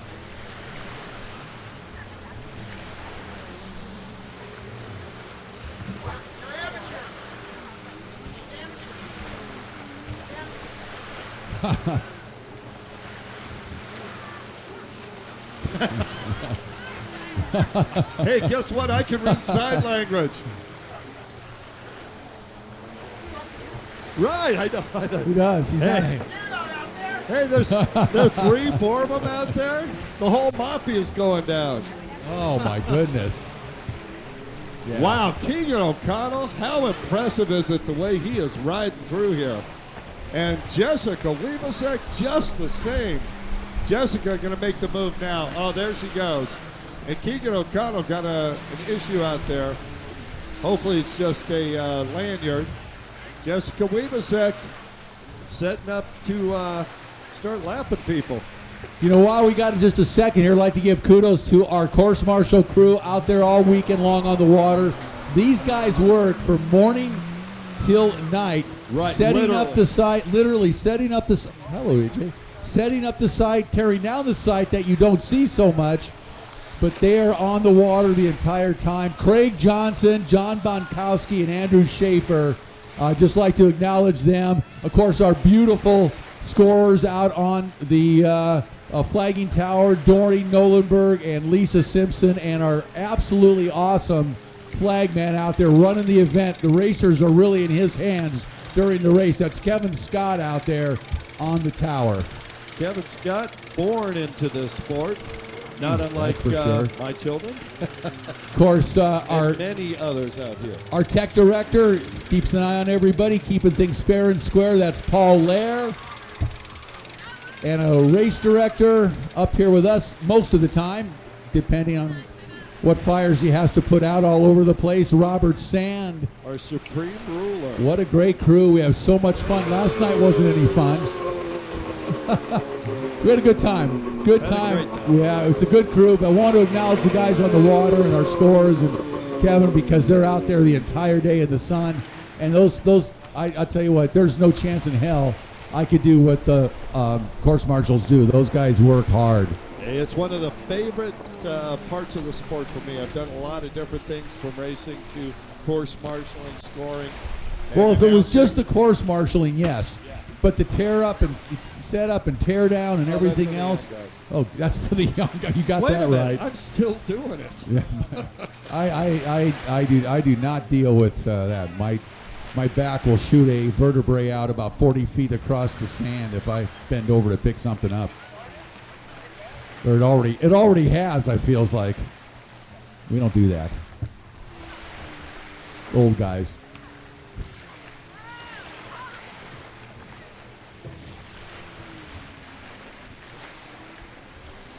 And of course, at the top of the heap, overlooking and putting together the Pro Watercross Tour,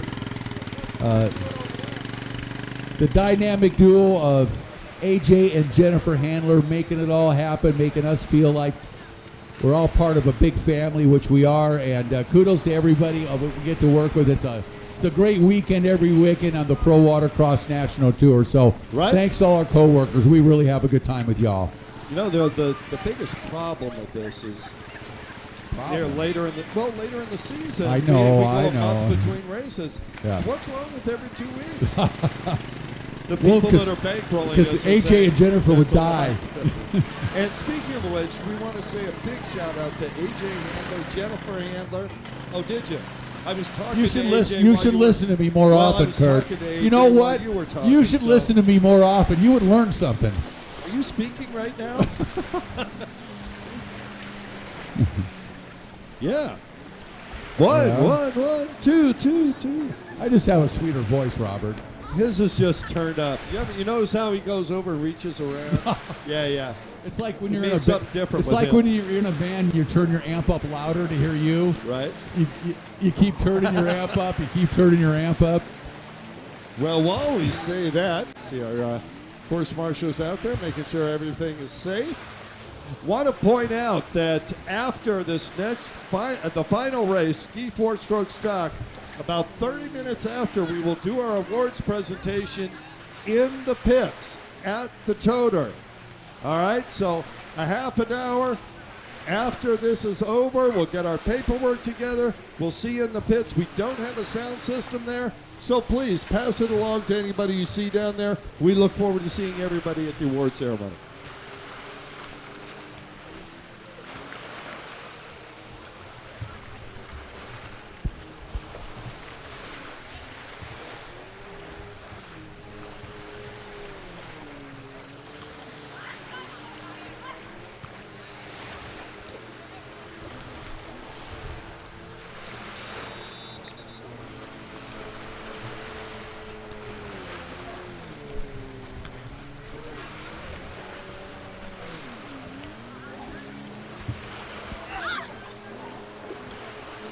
We are on the final lap here in novice sports stock and junior sports stock.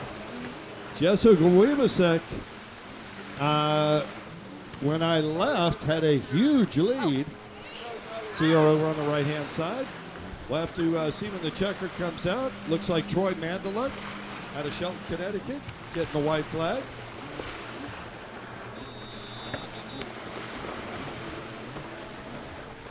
Well, this next race on the line is going to be an interesting one, Kirk, as we're getting set for Ski 4-Stroke Stock. And I think I heard from Robert Sand this is going to be a 12-lap third moto. 12 laps coming up here. Moto number 3 for all the marbles. And you got Cam Powell and Ryder Wildebauer tied with both a first and a third. And Clippers got 2 seconds. So you got 3 riders tied with 4 points going into the third moto. I know, and I heard something like 16 laps. I think 12. Somebody running to get more fuel. It's going to be a 45-minute plus 2-lap final. Oh, I love that. Well, it should be at least 20 minutes. That's motocross, old school motocross. At least 20 minutes. Imagine you used to race 40 minutes plus 2 laps in motocross. Jeez. I used to do it in 2 What was I thinking? That was in my imagination. That's right. I was on a 125 and done by the end of the third moto. There were many times, Rick, where I had my team members pull my hands off the end of the bars because they were cramped out. Oh, yeah, absolutely. Just like, no way. Checker flag comes out. Jessica Wibasek taking the overall unofficially. That young lady now engaged to Gary Burtka.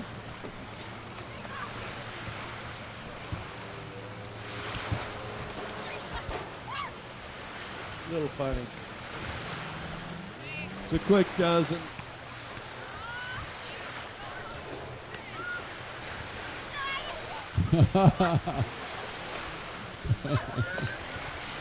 Oh boy, 12-lap third moto for Ski 4-Stroke Stock. Who's going to have the stamina here in moto number 3 here in Racine on a warm Sunday afternoon? Summertime conditions absolutely perfect in the upper Midwest. Is this Carrie? Is this the upper Midwest? Yes, I thought so. So I'm not as dumb as I look.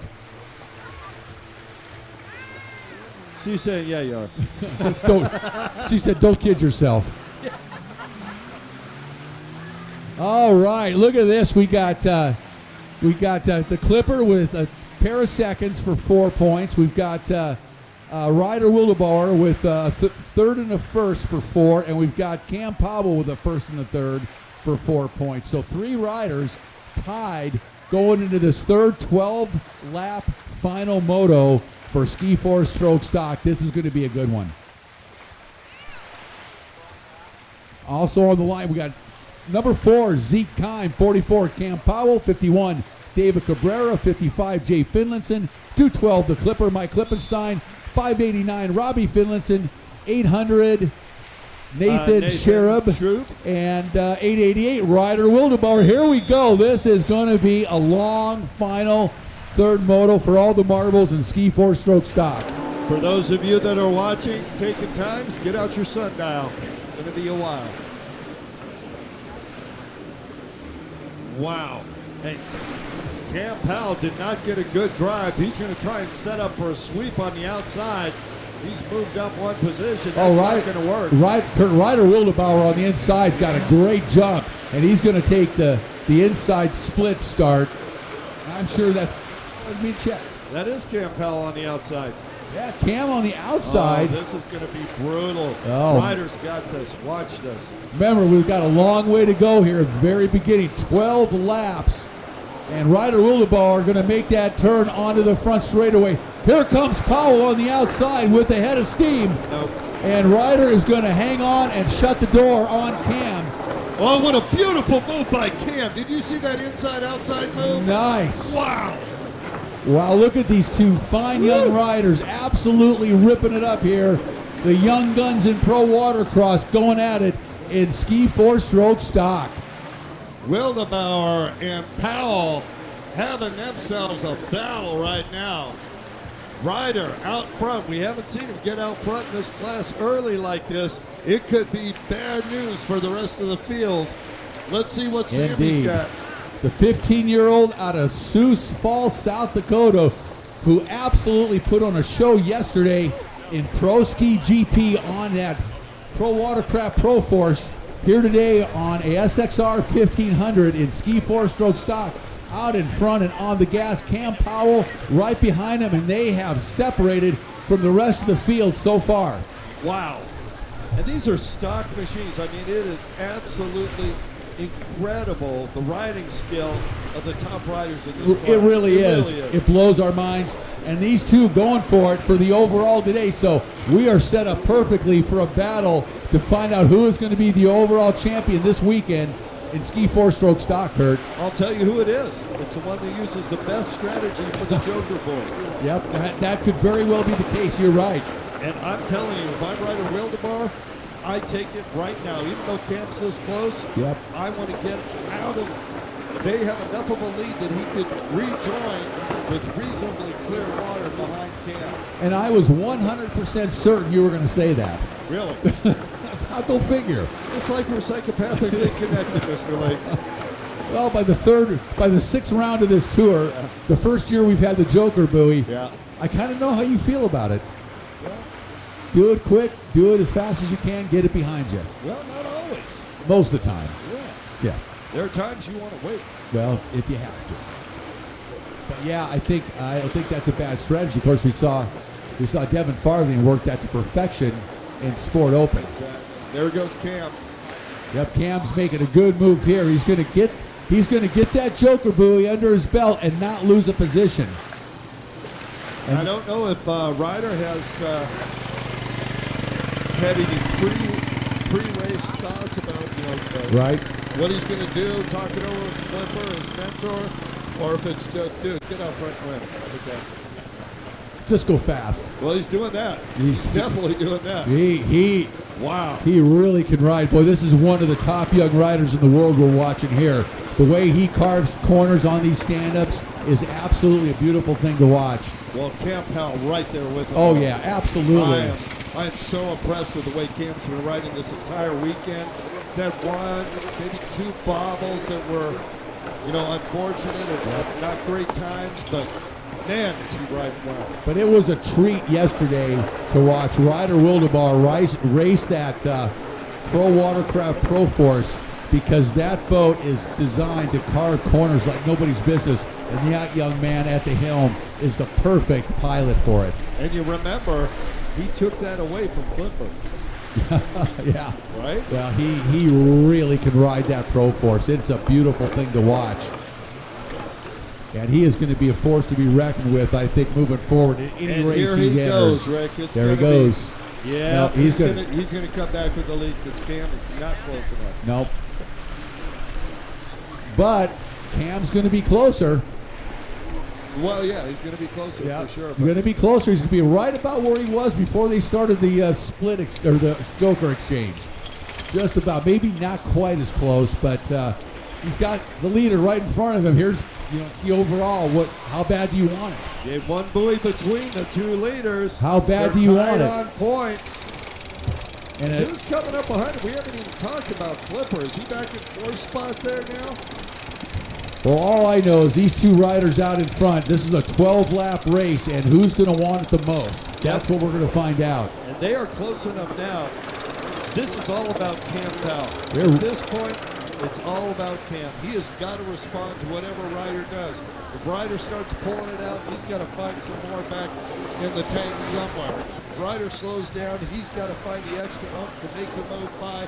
It's all on Cam Powell right now, and he's got a lot of laps to do it. 55, Jay Finlinson in third place right now, riding a really good race as well. And then 212, Mike Klippenstein in fourth. So, yeah, it's going to be all Ryder or Cam. Who's going to want this the most? Who's going to make a mistake? Who's going to fatigue? And at their age, probably not much of that. But you never know. They've been out here racing all weekend long. This is their final moto of the weekend. And, you know, it starts to set in no matter who you are, how old you are. The amount of racing that at the level these riders race at, they are putting it all out there. Every bit of physical ability, athletic ability that they have is being tested right now here in this final moto in ski four-stroke stock here in Racine.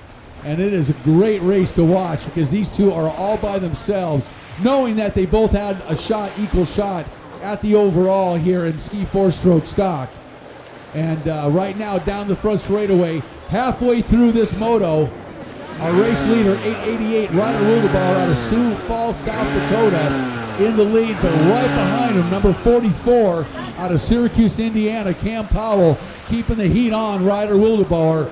And Cam makes, and he recovers, a brilliant recovery right there by Cam Powell, as he almost lost it on that inside section, that tight section, but he recovered, didn't lose too much, probably lost about a bolt length or so, maybe two, to Ryder Wildebauer, but he recovered nicely, and that's going to keep him in the hunt. Yeah, but every one of those little bobbles, Rick, every single one, those are the things that he can't afford because a rider in front of him is just doing too good a job. Wildebauer is not making any mistakes. Well, not as of yet.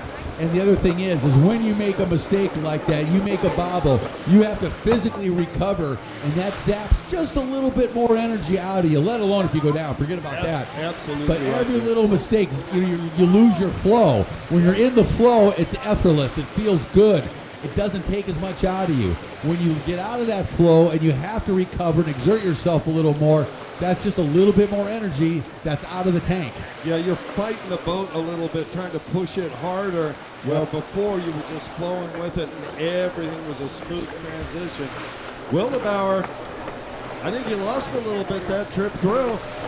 And we're coming up to lap traffic, Rick. Yep, it's going to get a little tighter here. It's getting a little rougher out there. It's getting a little more chopped up. Wildebauer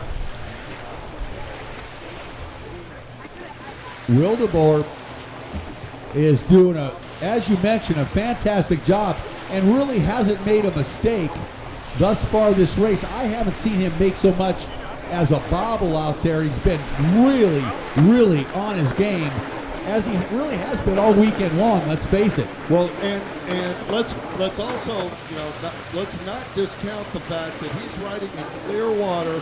He's got, until he gets up to the lappers, he's got clear vision of where everything is. He's getting to choose the best line every place on the track without any interruption. Yep.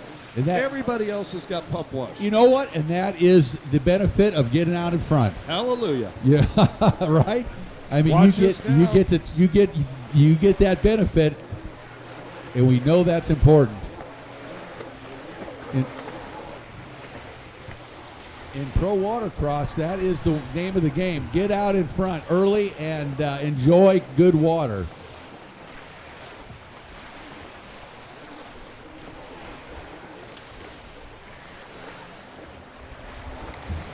One more time. Here comes our leader down the front straightaway, number 888, Ryder Wildebauer out of Sioux Falls, South Dakota.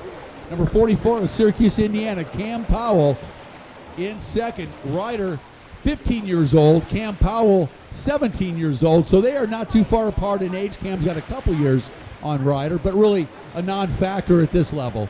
Well, the only thing that I would say is that maybe late in the moto, the older rider might have a little bit more stamina, but rider Wildeboer doesn't look like he's having any fatigue issues whatsoever. No. We don't see the telltale signs, Nope. the elbows dropping, the head bouncing, none of that. He's in full-on attack mode. Every single corner, every single straightaway, you watch him, he's just set up perfectly, stretching his back out a little bit there on the back straightaway. That's the first sign of any sort of fatigue I've seen from him all day. Is it really? Really? You know, I would do that on the first lap. Well, you and I. I'd do it six times on the first lap. My back's hurting before the start. Oh, are you kidding me? Yeah, no, these young guns, man, they are just phenomenal. You're right though. A little the prime athletic fitness level is, you know, not at, you know, a little older, into your late teens, into your 20s really, before you get to your peak, you know, athletic level in terms of stamina. But you know, also when you're 15, I don't think you really ever run out of energy too much. No, it takes a lot. But you can get stuff like cramping and you know. Oh yeah, absolutely. Little things that you're not used to feeling because you're that young. No, when I played basketball, I definitely would get bad cramps after games, and in my teens, and it can happen. You know, in your where's your teens? Teens? You got a cramp in them. My teens are long gone. Way in the rearview mirror. I heard you had a cramp in your teens. Way in the rearview mirror there, Kurt. Yeah, way back. All right, well. Cam charging, man. Cam is on the gas and riding that number 44 Ignite Fuels SXR 1500 for all it's worth. This left rider on the outside, and Wildeboer goes to the inside. Brilliant decision Super on smart. his part. Take the clean water. And if I'm Cam, I'm taking the outside because the water's clean enough and it's maybe faster. It could be. At least he's going to get a little bit more. Oh, and Cam goes down just a little bit into the tray for just a second, and that's going to cost him a boat length. And look at this. Wildeboer still going to have a left rider behind him. Let's see if he knows to move over, if he blocks him. And he's going to be in the way a little bit here. That's good for Cam. I could hold him up here just a little bit rider, in this tight section because there's really nowhere for the left rider to go. Right, exactly. You know, he can't really get out of the way that quickly. If you're on a straightaway, you can kind of move over. But right here, what do? You know, you can go way out wide, which he's probably going to do, and he does right there, yeah. I figured that was coming, but you can't really do it on that inside so much. There's no room to go. There's nowhere to go. Cam a little bit. Oh yeah, that definitely helped Cam. Held rider up just, you know, it just takes a moment for a boat length. And at the speeds these guys are racing at, you know, that can be made up pretty darn quickly with one bobble and boom, you're a boat length closer. Another bobble, another left rider, you're a little closer. I almost feel like there's a long piece of bungee cord between Ryder and Cam, but the reality is, every time that Cam gets close, Ryder pulls it out. Yeah, he does. And laps are running down, and quite honestly, looks to me like Ryder is starting to pull away from Cam. Well, like we said, Ryder really hasn't made a mistake. We've seen Cam now make a couple of bobbles. Not much. Right. Certainly not much. In most races, it wouldn't even matter. Yeah. But think about it. But in this one, and the way Ryder Wildeboer is riding this weekend, I mean, we're talking the full weekend. 3 motos of Pro Ski GP yesterday that were brilliant. Other motos as well in stock, and man, oh man, this young man has not made a bobble hardly. Well, he does the same thing every ride, which is full on focus, get a good start, and concentrate on the rider in front of him. He doesn't try and do too much, and he's always looking forward, setting things up. Yeah, I was just about to say, I think he is really, really focused. Because you just don't see mistakes. I mean, he is just very consistent, fast, consistent, and no mistakes. And that's a lot of focus to stay that dialed in for the entire moto. Well, I'll tell you what, that's what you want out of a rider. You know, whether you're his sponsor, his family, crew. You want somebody that's willing to give 110% when they're out there. And Absolutely. boy, Ryder Wildemore is doing it now. And so is Campbell. I Yep. mean, take nothing away. These two are the class of the field. I mean, look at multi-time champion Klippenstein, Mike Klippenstein, and these guys are a half a lap ahead and closing. Yeah, Clipper's got nothing for these guys this weekend. You know, he get out there in front, get out there running strong at the beginning, but you know what? These Not coming from behind. These young guns, man, they are just too fast now. You know, you can't give them, you know, anything. White flag coming out. This will be the final lap for Ryder Wildemore and Cam Powell. And at this point,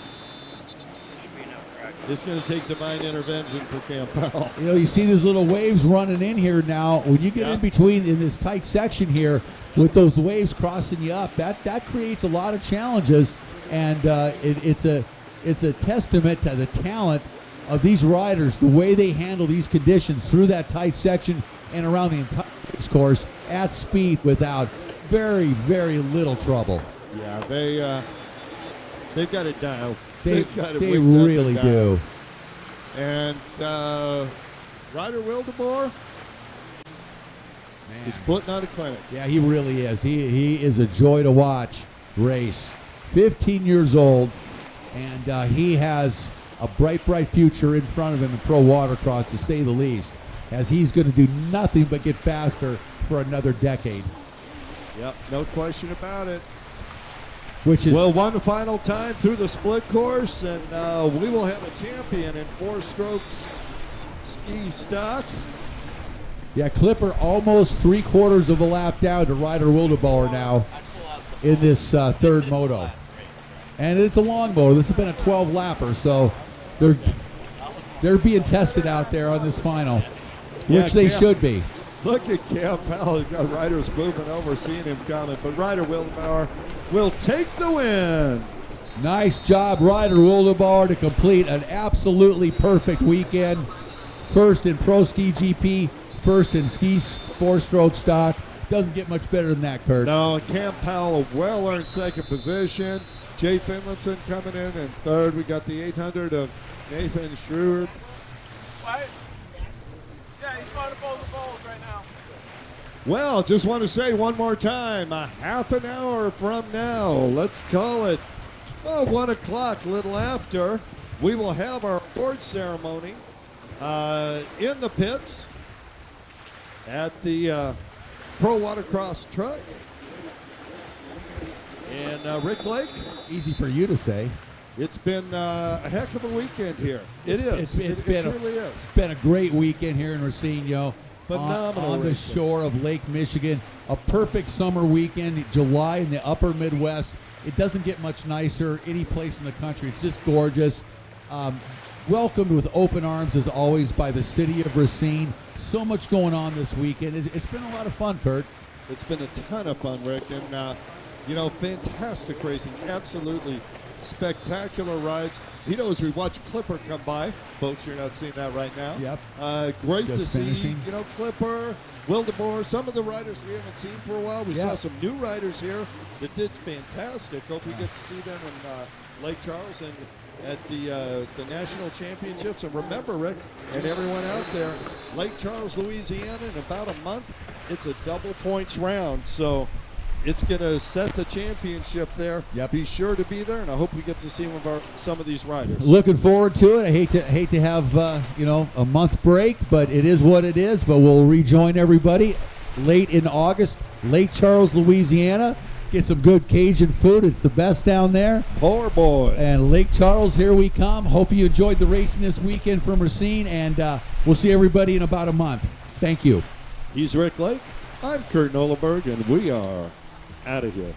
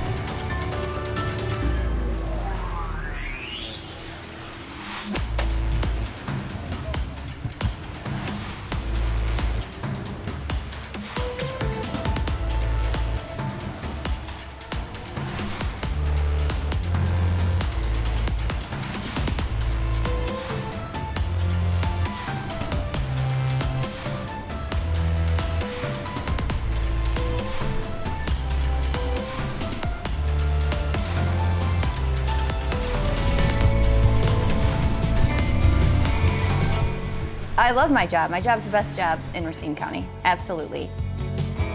I get to establish relationships with people who live in Racine County, and I get to bring fun events to everybody, every day. People here love showing up. Tourism is a big deal. I don't think that a lot of people understand that even a county like Racine, which is not Chicago and it's not Milwaukee, but we have attractions. And it doesn't have to be a festival. It could be shows, music, art, food that we have every single day that becomes normal. And we don't want it to be normal. We want it to be exciting and new and fresh. There are the big draws here that get a lot of the promotion.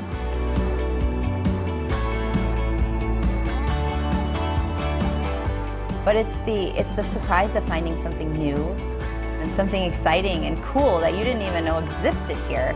And the next thing you know, you're in it and you're doing it.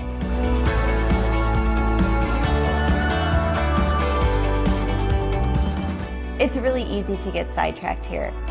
For example, with my family, we wake up and we'll look at the calendar of events and say, let's go try this out. The next thing you know, you're driving past a farm or somewhere out that says, welcome, stop in. And then you're there, and the entire day is done and gone, and you're still at that farm. You're still on a side street that you didn't ever plan to stop at.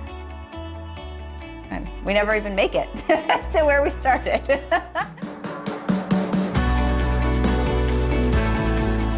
Even if my job wasn't to promote what's special and cool in Racine County, I'd still be out there doing all of these things that I do. And I'd be promoting it because it's the place to be.